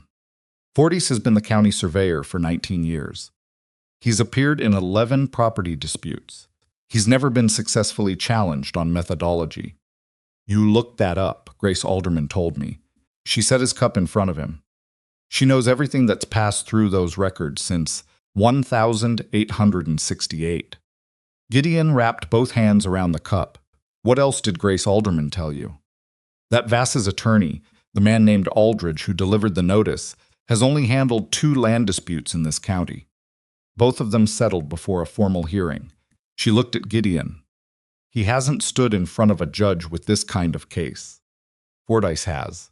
That's a meaningful difference." Gideon was looking at her with the expression she'd stopped being unsettled by the one that was partly assessment and partly something warmer that he kept carefully moderated. "You've been doing this for 2 weeks. The research. The letters. The records. Someone had to, I know." "I'm not," he stopped. "I'm saying you're good at it. The research. Finding the right information and knowing what it means." She looked at her coffee cup. "My father taught me to read a land record when I was 12. He said land was the one thing in the world where the paper mattered as much as the dirt. Smart man. He borrowed too much money," she said. "But yes, smart in certain directions." The hearing was scheduled for the following Tuesday. That gave them 4 days, which was enough time for exactly what needed to happen, and not much margin for anything to go wrong. The letters she'd written had produced results. Tom Calloway wrote back to say he would be there, and that his wife had changed her mind about Vass's request for a signed statement, which Elowen read as the Calloway household having a significant conversation after Tom's initial refusal. The contact Gideon had reached, a man named Sivert, who had witnessed the Morrison dispute firsthand, wrote that he would come if his travel could be managed, and Gideon quietly arranged to cover that travel without mentioning the cost to anyone. Grace Alderman wrote a formal statement of her own, not testimony exactly, since she wasn't being called as a witness, but a notarized account of the property records as she understood them from her years at the land office, with specific reference to the 3 previous Vass boundary actions and their outcomes. 2 pages, dense with dates and case numbers, and it was the kind of document that looked unremarkable until you understood what it was describing, and then it looked like exactly what it was. A pattern written down by someone who'd watched it accumulate over a decade. Elowen read it twice and then went to find Wesley. He was in the barn doing something complicated to a harness that had been giving him trouble all season. He looked up when she came in. She handed him Grace Alderman's statement. He read it standing there with the harness across his lap. His expression went through several things as he read first the careful neutrality he used for documents, then something tighter, then something that went flat and cold in a way she recognized from their father in certain moods. 3 times, he said. 3. And he won all 3 because they ran out of money to fight. Yes, Wesley looked at the statement again. He was going to do it to us. He was already doing it to us. Wesley set the harness aside. He set the statement on top of the harness. He looked at the barn wall for a moment, as though the wall had information he was consulting. Then he looked at Elowen. "What do you need me to do before Tuesday?" "Come with me to the hearing. Sit where the judge can see you." She paused. "And don't say anything unless you're asked." I can manage that. Wesley, I said I can manage it. She took the statement back. She didn't entirely believe him about the managing, but she appreciated the intention. The weekend before the hearing, she worked the channel, checking the wall sections again, reinforced 2 places on the Hart Basin end where the late summer ground had shifted slightly, monitoring the flow rate. The channel was running well. The basin had enough water now that the cattle weren't being carefully rationed, and you could see the difference in the herd in the way healthy cattle look different from thirsty ones, less angular at the hip, steadier in their movement, more interested in standing still and grazing rather than moving constantly in search of something.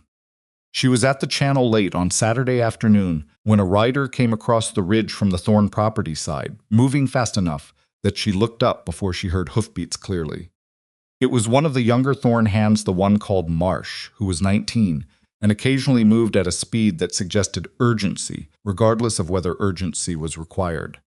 But his face, when he came down the ridge, told her this was actual urgency. "Mr. Thorne sent me," Marsh said. "Vass was at the Calloway place this morning. Stayed 2 hours. He paused to catch his breath. Tom Calloway rode to our place this afternoon to tell Mr. Thorne. Vass offered him $500 for a signed statement saying the ridge boundary was always understood locally to include the Hart Basin approach.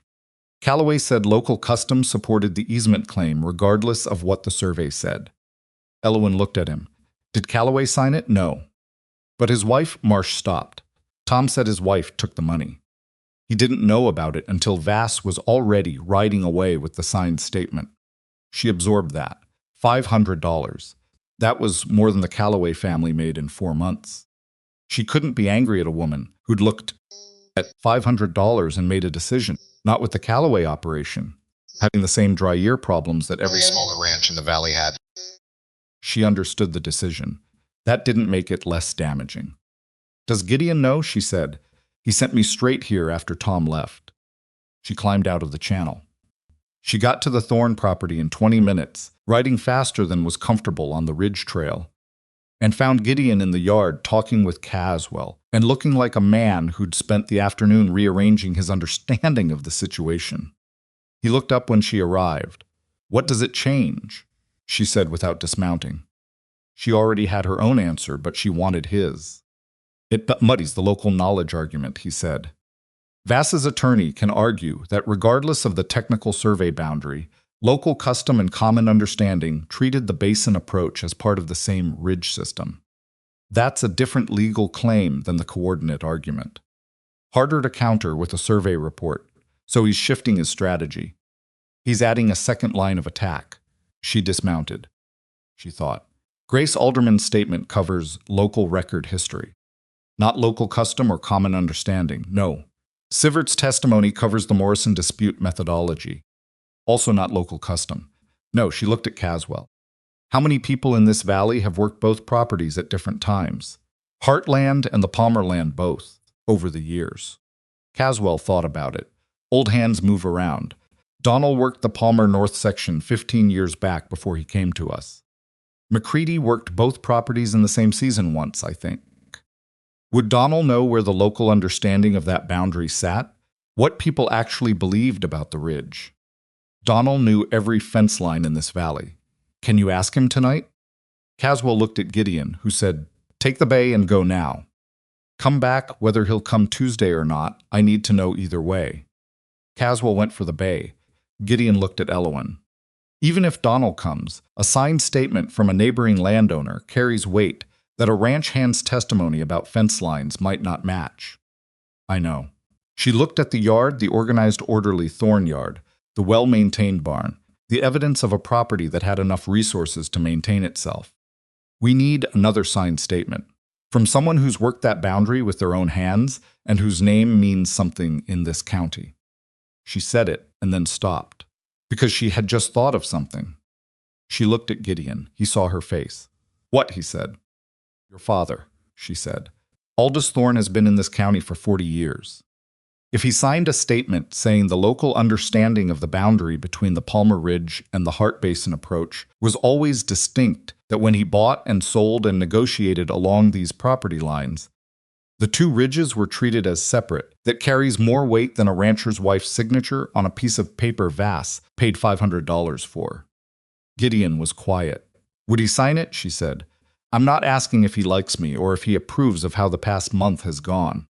I'm asking if he knows the valley well enough and has strong enough feelings about what Vass is doing to put his name on a document in a county court proceeding. I'll go ask him, Gideon said. Now he went. She stayed in the yard and waited, which was not comfortable because waiting with nothing to do was not something she did naturally. So she found a section of fence rail that needed a nail reset and borrowed a hammer from the barn and fixed it, and then found another one and was working on a third when Gideon came back out of the main house. He was holding a piece of paper. She put the hammer down. He'd already written it, Gideon said, before I asked. He held the paper out. He started it yesterday afternoon when he heard about Vass going to the Calloways. She took the paper. Aldous Thorne's statement was half a page, formal, precise, written in the same careful hand as his letter to her about Vass's history. It described his 40 years of property dealings in Blackthorn Creek Valley, his specific knowledge of the Palmer and Hart boundary systems, and his clear statement that in all his experience, the Basin Ridge approach had been understood as Heartland, distinct from the Palmer Northeast Ridge, and that no local custom he had ever encountered treated them as the same terrain. At the bottom was his signature.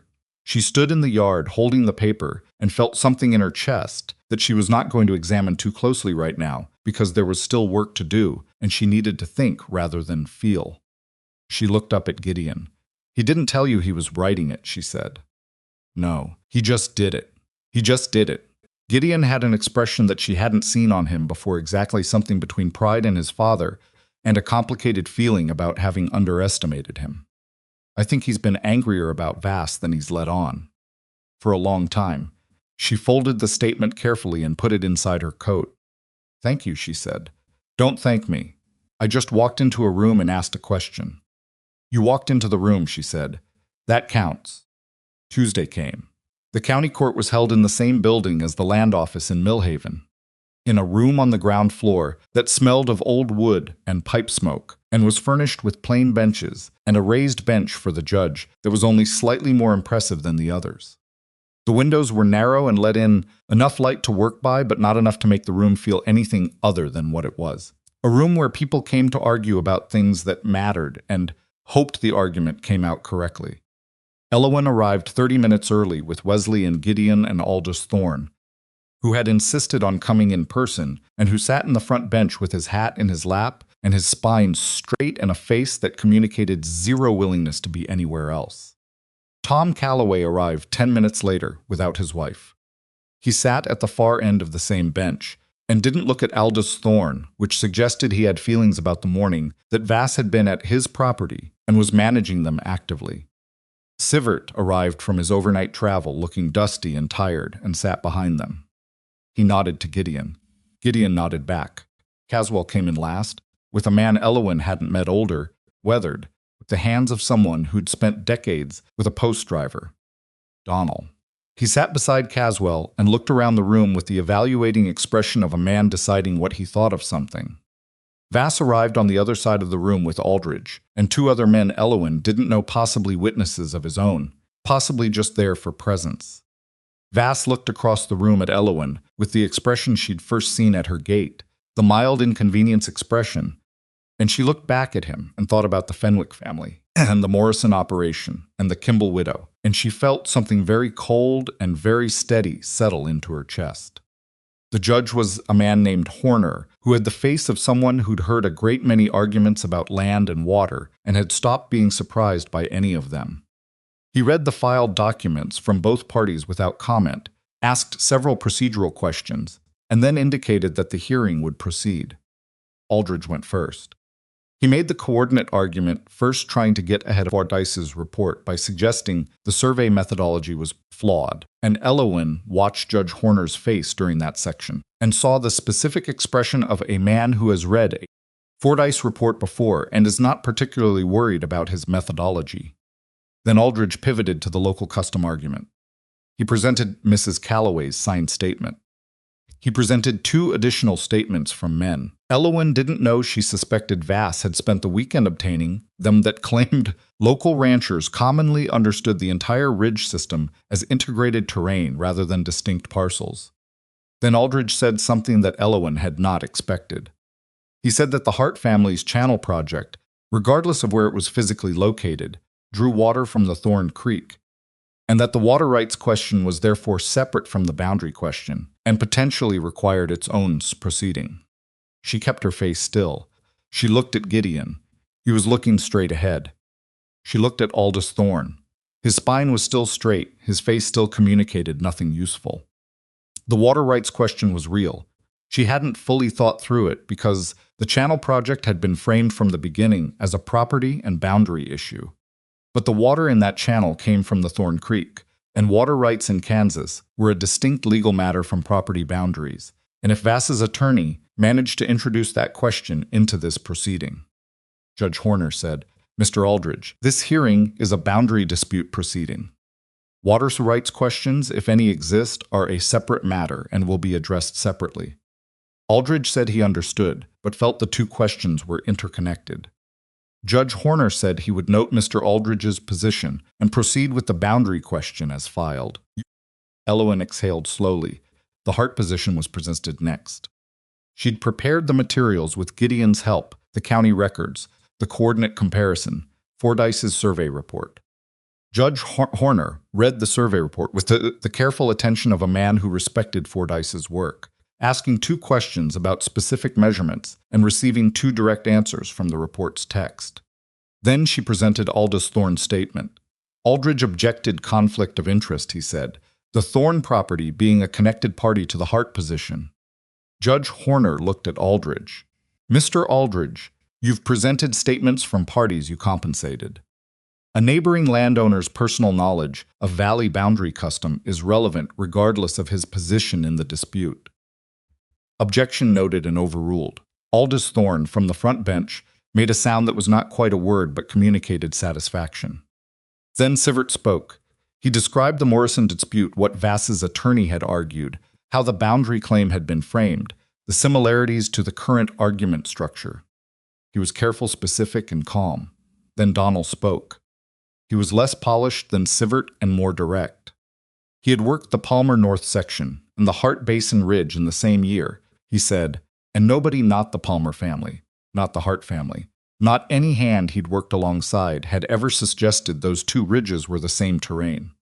The northeast Palmer Ridge was northeast. The Hart Basin approach was west of it. You could see the difference, standing in the valley. You couldn't confuse them if you'd ever actually stood there. Judge Horner looked at Vass's side of the room when Donnell finished. Aldridge had one more argument. He made it carefully, even if the survey boundaries were as Fordyce described. The principle of prescriptive easement long-term use, establishing a right regardless of formal boundaries, might apply if there was sufficient evidence of consistent use of the Basin Ridge terrain by the Vass operation over time. There was a pause in the room. Prescriptive easement was real. It was a legitimate legal concept, and it was the kind of argument that didn't require a coordinate error. It required only a pattern of use that nobody had formally contested. Elowen looked at Wesley. Wesley looked at her. Judge Horner said, "Mr. Aldridge, what evidence of consistent use are you offering?" Aldridge said his client had used the ridge terrain for cattle movement for the past 7 years. "Do you have documentation of that use?" Aldridge did not have documentation. He said the use was customary and therefore undocumented. Judge Horner said, "Customary use without documentation over 7 years is insufficient to establish prescriptive easement in this jurisdiction. You would need 15 years of documented, continuous, uncontested use." He paused. "Do you have records going back 15 years?" Aldridge said he did not. The room was quiet. Vass, from the other side, looked at Aldridge, the way employers look at employees who have just failed to do something important. Aldridge looked at the floor. Judge Horner took 20 minutes. He came back and stated his finding plainly. The easement filed by Rourke Vass described land distinct from the Hart Basin Ridge approach, as established by county survey records and confirmed by Fordyce's professional determination. The boundary dispute was resolved in favor of the Hart position. The channel project on the Hart property did not constitute unauthorized land alteration. Any water rights questions related to the channel would be a separate proceeding. Case closed. The room came to life in the particular way. Rooms come to life after a verdict quietly on the winning side, very quietly on the losing side, with a section of noise and movement in the middle, where people who had been watching processed what they'd just seen. Wesley grabbed Elowen's arm. She grabbed his back. Neither of them said anything, because there wasn't anything that needed saying, and they both understood that. Aldous Thorne stood up from the bench. He put his hat back on his head. He looked at Elowen with an expression that was difficult to read, but that contained, she thought, something that might have been respect, and something that might have been an apology for other things. And both of those were complicated, and she didn't have time to sit with either of them right now. "Well done, Miss Hart," he said. "Thank you, Mr. Thorne." He nodded. He walked out. Gideon was still sitting. He was looking at her with an expression she also didn't have time for right now, but she made a note of it for later. Tom Calloway came across the room. He stopped in front of Elowen and looked uncomfortable in the specific way of a man who needs to say something and wishes he didn't have to. "I'm sorry about Margaret," he said, "my wife." The statement. She didn't. She was scared about the money, and she didn't tell me until it was already done. "I understand," Elowen said. She meant it. It wasn't right. "No," she said, "but I understand it." Tom looked at her for a moment. Then he put his hand out and she shook it, and that was the end of that conversation. On the other side of the room, Vass and Aldridge were having the kind of quiet, close conversation that loses. Vass's face had the expression of a man recalculating not just this situation, but everything around it, all the ways this outcome was going to move through the Valley's opinion of him, and what that meant for other things he had in motion. He looked across the room at Elowen before he left. She looked back. She didn't feel triumphant exactly. She felt tired and certain, and something underneath both of those that was quieter and harder to locate, the feeling of having stood in a room and been right when someone with more money and more lawyers had counted on her being wrong, and having done it with a survey map and a dead man's notebooks and a 40-year-old channel that still knew which way the water was supposed to go. Vass walked out without saying anything. The ride back from Millhaven was 14 miles, the same as it always was, except the afternoon light was different from the morning light, and the road looked different going back than it had going out, though Elowen couldn't have said exactly why. She rode beside Gideon. Wesley rode ahead. He wanted space to think, which was his right. They didn't talk for the first several miles. It wasn't uncomfortable. It was the silence of two people who had both been in a room and experienced the same thing and didn't need to translate it for each other. "Water rights," she said, when they were about 5 miles out. "Yes," Gideon said, "that's the next thing. It is. Your creek. My channel. At some point, someone is going to want to formalize the arrangement." At some point, he agreed. But not today. She looked at the road ahead. The Kansas light, in the afternoon of a late summer day, came in at an angle that made everything look slightly more real than usual. Or maybe she was just tired, and her eyes were being honest about what they saw. Gideon. Yes. She looked at him. He was already looking at her, which meant he'd been looking at her and she hadn't noticed, which was a thing she filed away for later. "That question you asked me," she said, "in the church room. Whether I would still choose you if there were no debt." He said nothing. He waited, the way he always waited. "I've been thinking about it for 3 weeks," she said. "While I was looking at survey maps and riding to Millhaven, and digging in the dirt and writing letters to the county court." She paused. "I've been thinking about it the whole time." And, he said, the road went on ahead of them. The grass on either side was dry and gold in the late light, and the wind was moving through it. And behind them, Millhaven was getting smaller. And ahead of them, Blackthorn Creek was getting closer. And she had an answer that she'd been building for 3 weeks out of small things: a torn page, a borrowed hammer, a cup of coffee placed in front of a man without asking if he wanted it, 2 hours of waiting at a gate. "I think the answer was always yes," she said. "I just needed to find it without anyone else in the room." Gideon rode beside her and didn't say anything, and the not saying anything said everything, and they rode the remaining 9 miles back to Blackthorn Creek in the kind of quiet that doesn't need filling, because it already is. They rode into the Hart yard as the last of the day's light was going out of the sky, That brief window, when everything turns the same shade of gray before the dark comes properly down. Wesley had arrived ahead of them and was already inside. She could see the lamp through the kitchen window, his shadow moving across it as he did something at the stove. Gideon stopped his horse at the gate. He didn't dismount. He sat there for a moment with the reins loose in his hands, and she stopped Copper beside him, and they were both quiet in the way of two people who had said something important an hour ago and were still living inside it. "I should get back," he said. "Yes." He didn't move immediately. "What you said on the road," he said. "I want to make sure I understood it." "You understood it. I think I did." He looked at her in the near dark. "But I've been wrong about things before." She looked back at him. There was something almost funny about it, both of them being careful. Both of them not wanting to arrive somewhere before they were actually there. 3 weeks ago, she'd walked into a church and handed back $460 because she couldn't be sure of something, and now she was sure of it, and the being sure of it felt quieter than she'd expected. Not like a door swinging open, more like noticing that a door you'd been standing beside for a while had been open the whole time. "You understood it," she said again. He nodded. He looked at the gate, then back at her. "I'm not going to ask you anything tonight. You've had a long day, and so have I, and I don't think either of us needs to have any more significant conversations before we've slept." "That's very sensible of you. I'm occasionally sensible." The corner of her mouth moved occasionally. He turned his horse toward the road. He stopped once, 10 yards out, and looked back. "Elowen." "Yes. I'm glad the records were clear." She understood he didn't mean only the survey records. "So am I," she said. She watched him ride down the road until the dark took him, and then she tied Copper and went inside. Wesley was making something on the stove that smelled like the same stew he'd made 3 times this week, because it was what he knew how to make, and it kept well. He looked at her when she came through the door and read her face with the particular skill that older siblings develop, whether they want it or not. "You talked to him," he said. "Not a question. On the road." Wesley stirred the pot, and nothing yet. We both went home." "That's very restrained of you both." "Wesley, I'm not criticizing." He stirred. "I'm observing."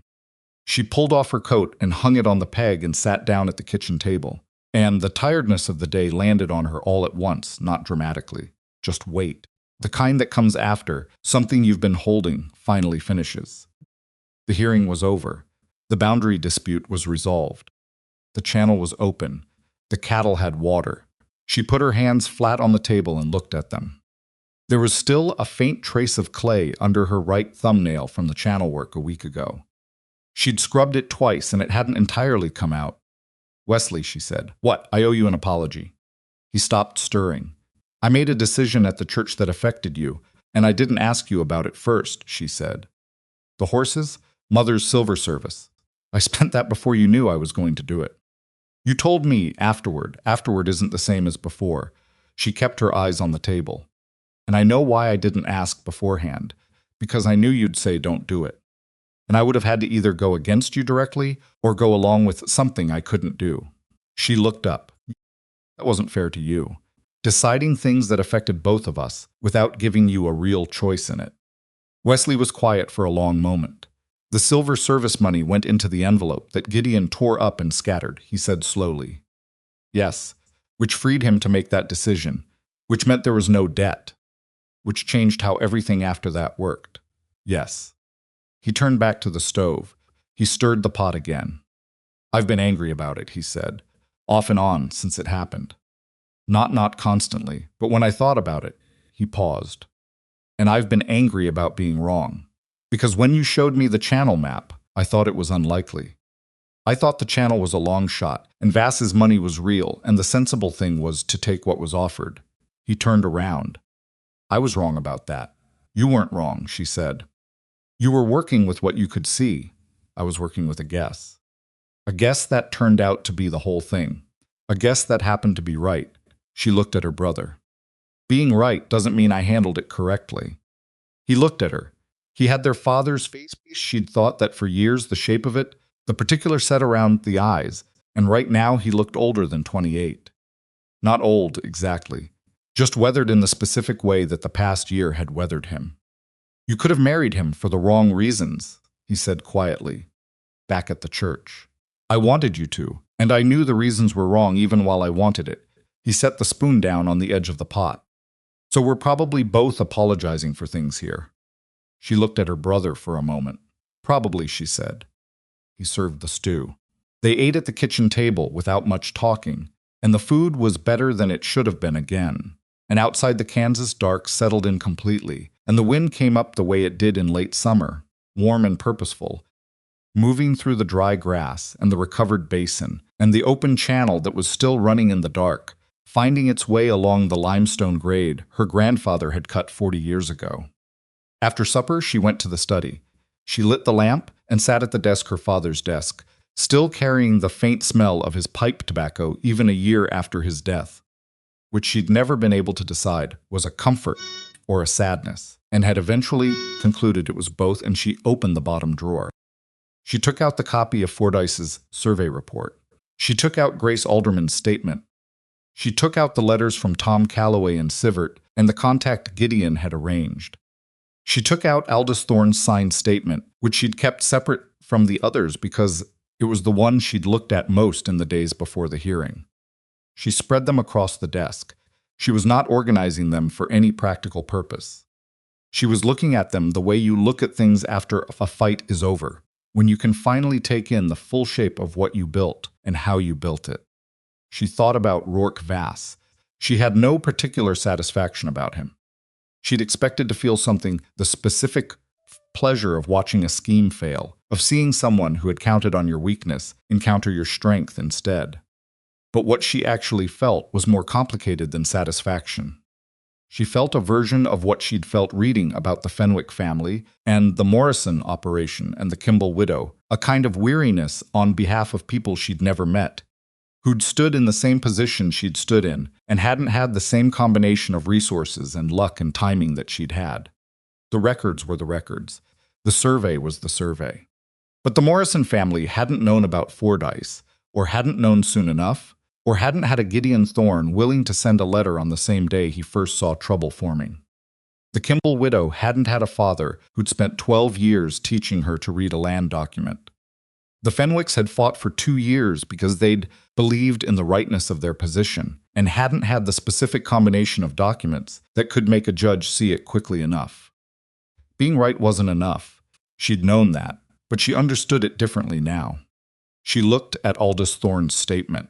A 40-year man in this valley, who had run cattle and bought land and made more money than the Hart family would see in 3 generations, had sat down and written half a page by hand without being asked, because he'd decided the thing that was happening was wrong, and he had the means to say so clearly.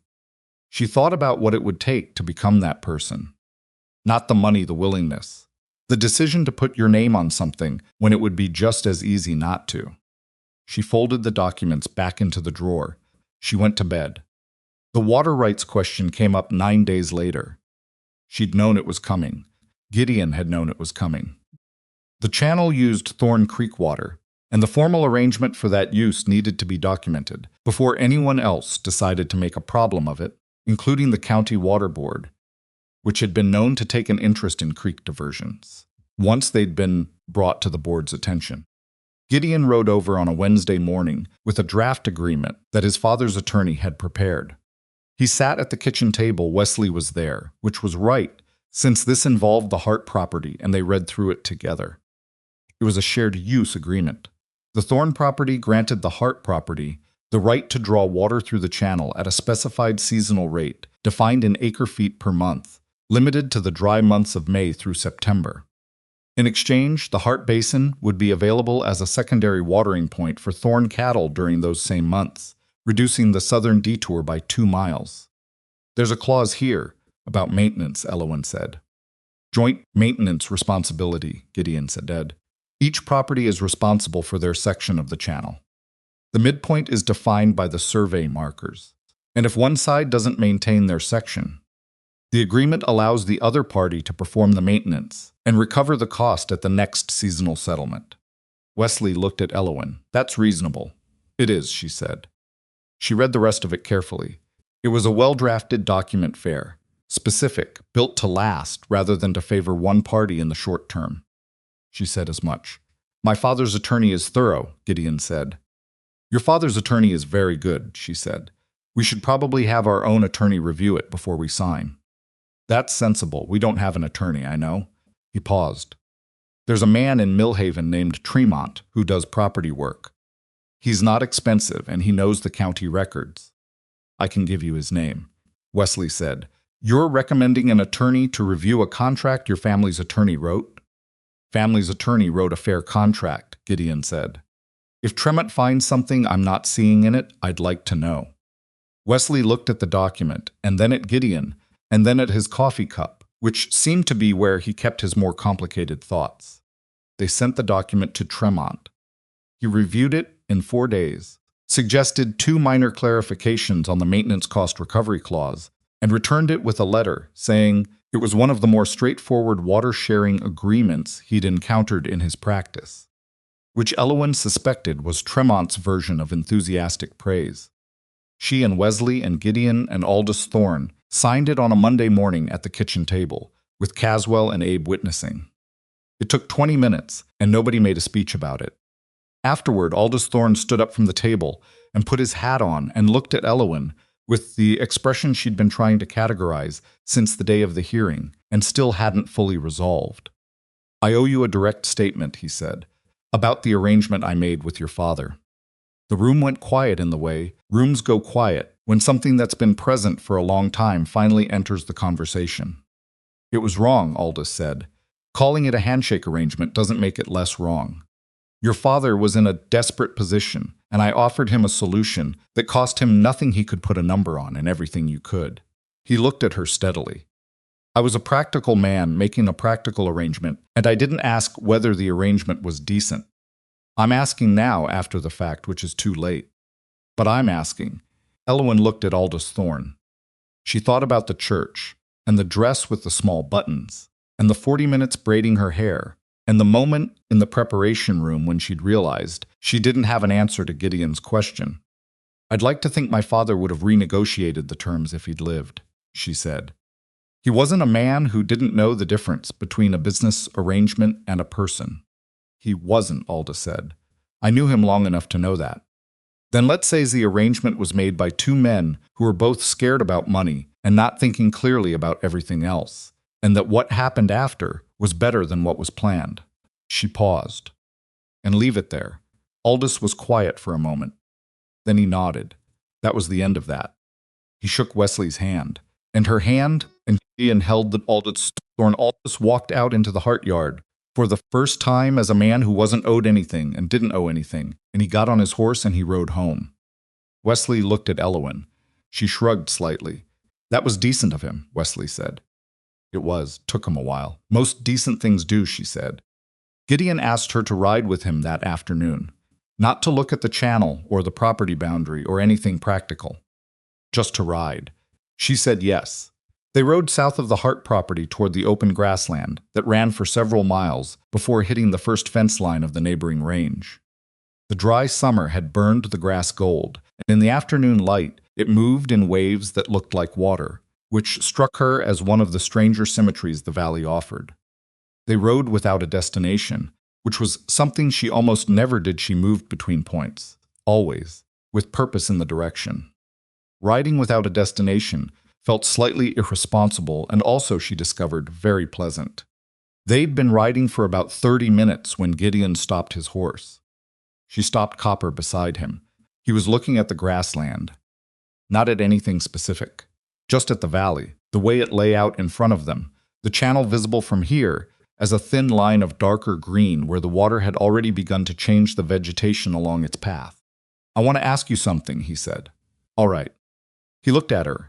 He had the careful expression, the waiting one, except this time he was waiting before asking rather than after, which was different. I asked you once before, he said, in a church preparation room, with people on the other side of the door, and your family's money in a pouch on a chair, and about 30 reasons why the answer should have been yes. He paused. I got the wrong conditions for the question. She waited. I'd like to ask it again, he said. Out here, with nothing on the chair and nobody on the other side of any door. He looked at her directly. With no debt, no bargain, no arrangement between us or our families except a water-sharing agreement that's fair to both sides. He took a breath. Elowen Hart. Will you marry me? The grassland moved in the wind around them. She thought about what she'd said on the road from Millhaven, that the answer had always been yes. She just needed to find it without anyone else in the room. She thought about the dotted line on her grandfather's map, and the clay under her thumbnail, and 2 hours of waiting at a gate and a torn page blowing across a yard in the spring wind. She thought about what it meant to choose something freely, and whether freedom was the absence of pressure, or just the moment when the pressure had been there long enough that you finally knew which way you'd go without it. Yes, she said. The word came out without difficulty. Gideon looked at her for a moment, as though he was checking that he'd heard it correctly.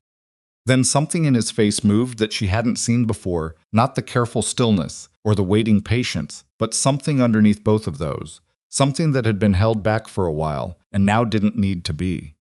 All right, he said. That's your response. What would you prefer? She thought about it. All right is fine.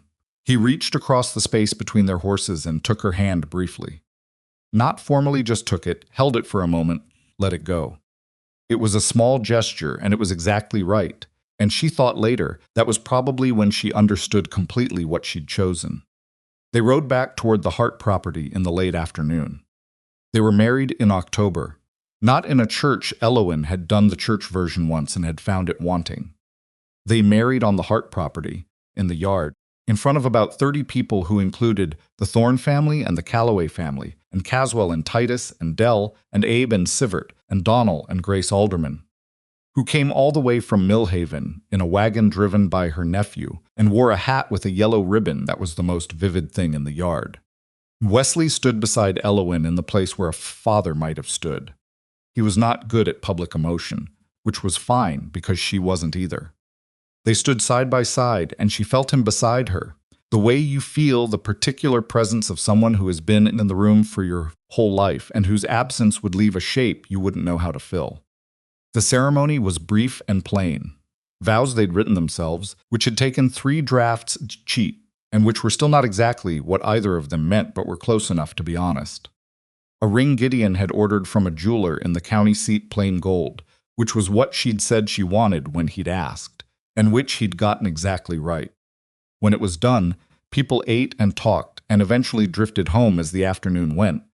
And by evening it was just the 2 of them in the Hart yard, with the cleaned-up remains of the gathering, and the sound of cattle moving in the basin, and the creek running in the channel, steady and dark. Gideon looked out at the basin. It'll hold through winter, he said. The channel. We packed the wall sections well, I know. Spring might be an issue at the northeast junction. If the snowmelt is heavy, then we'll deal with it in spring. He looked at her. You don't want to plan for it now? I want to sit here for one evening without planning for anything. He sat down on the porch step beside her. They sat. The dark came down and the stars came out in the way they came out in Kansas, which was all at once and everywhere. And the wind off the grassland was cool now in the October way, carrying the first real cold of the season.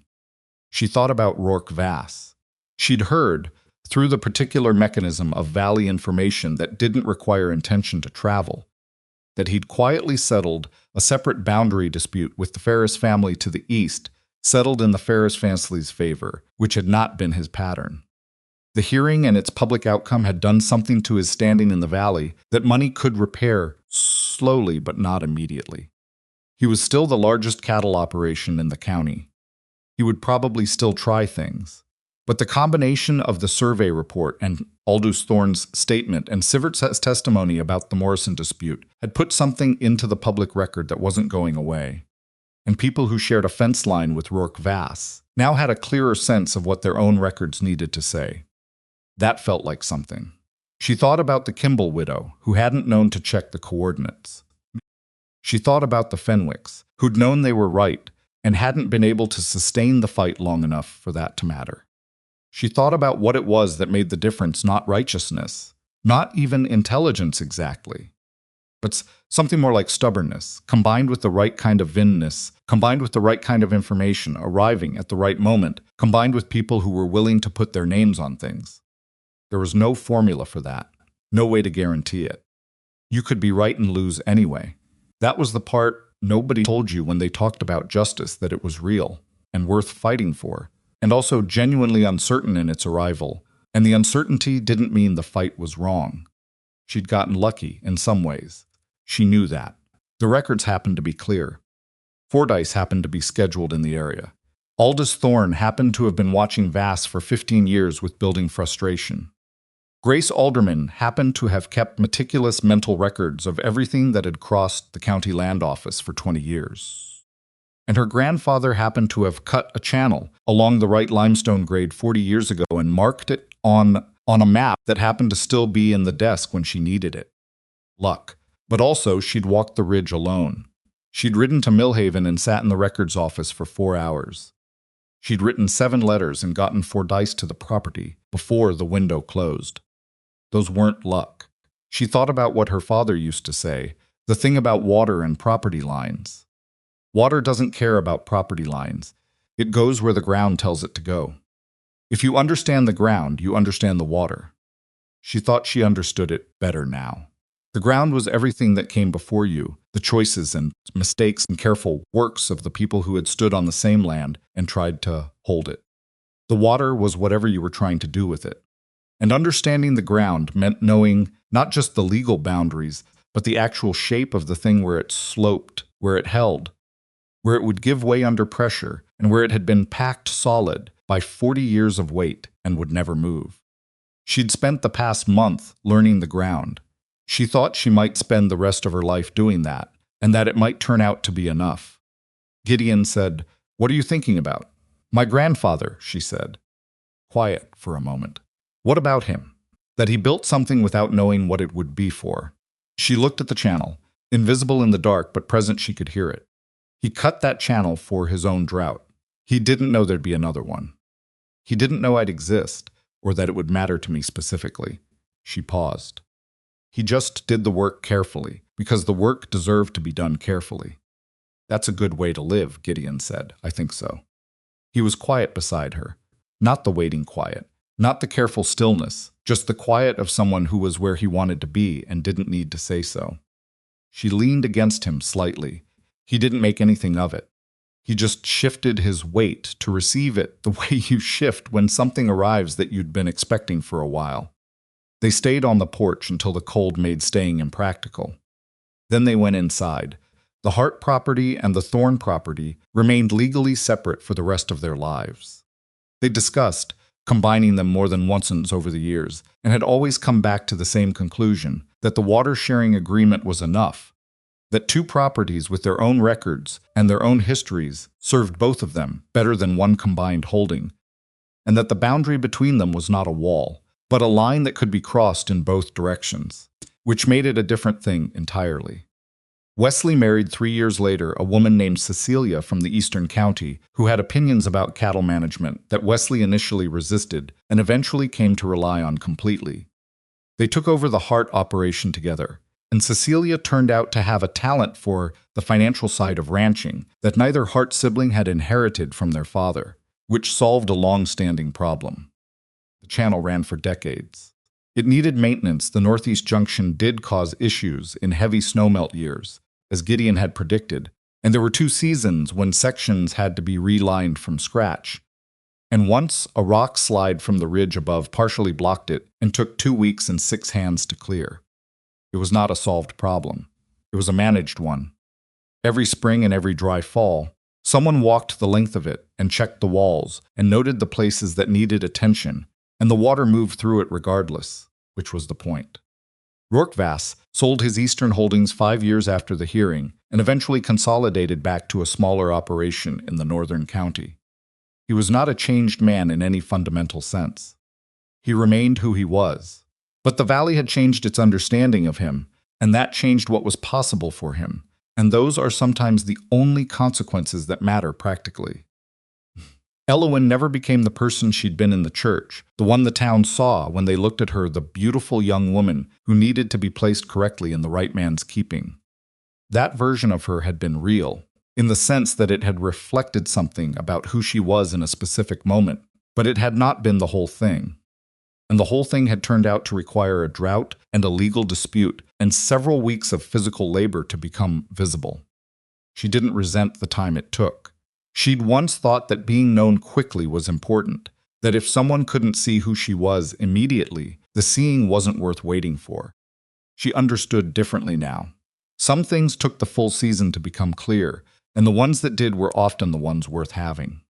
There was a morning in her 42nd year when she was walking the channel for the seasonal check, and she stopped at the section where her grandfather's original stonework was still intact, the dark limestone stones fitted together against the channel walls, still holding, still directing the water in the way they'd been placed to direct it. She put her hand on the old stone. She thought about her grandfather cutting this channel alone with whoever he could find to help, in a different drought, for a different crisis, because the ground told him the water could go this way if someone made room for it. She thought about all the things she'd built in her life, the water agreement, the legal record, careful maintenance logs that she'd started keeping and that Wesley had taken over when she and Gideon moved to a combined management of both properties' water systems. The letters she'd written to 3 younger women in the valley over the years when she'd heard their families were in boundary disputes and needed to know what the county records office held. She thought about Gideon, who was 62 years old and still arrived at a problem with the same patience he'd arrived with the first time, and who had never once, in 18 years of marriage, treated her intelligence as remarkable. She took her hand off the stone. The water moved past her boots and kept going. She had been valued for her beauty all her life, and she had learned that beauty was a fact about a person, the way height was a fact real, present, impossible to argue with, and ultimately beside every point that actually mattered. The people who had loved her well had not loved her despite it or because of it. They had loved her past it, toward the part that showed up in the work. That was the thing worth being seen for. It had taken a drought and a dead man's map and several weeks of standing in a dirt channel to become obvious, and it had been worth every day of it. She walked the rest of the channel to the northeast junction, noted a section of lining that would need attention before winter, wrote it in her log, went home.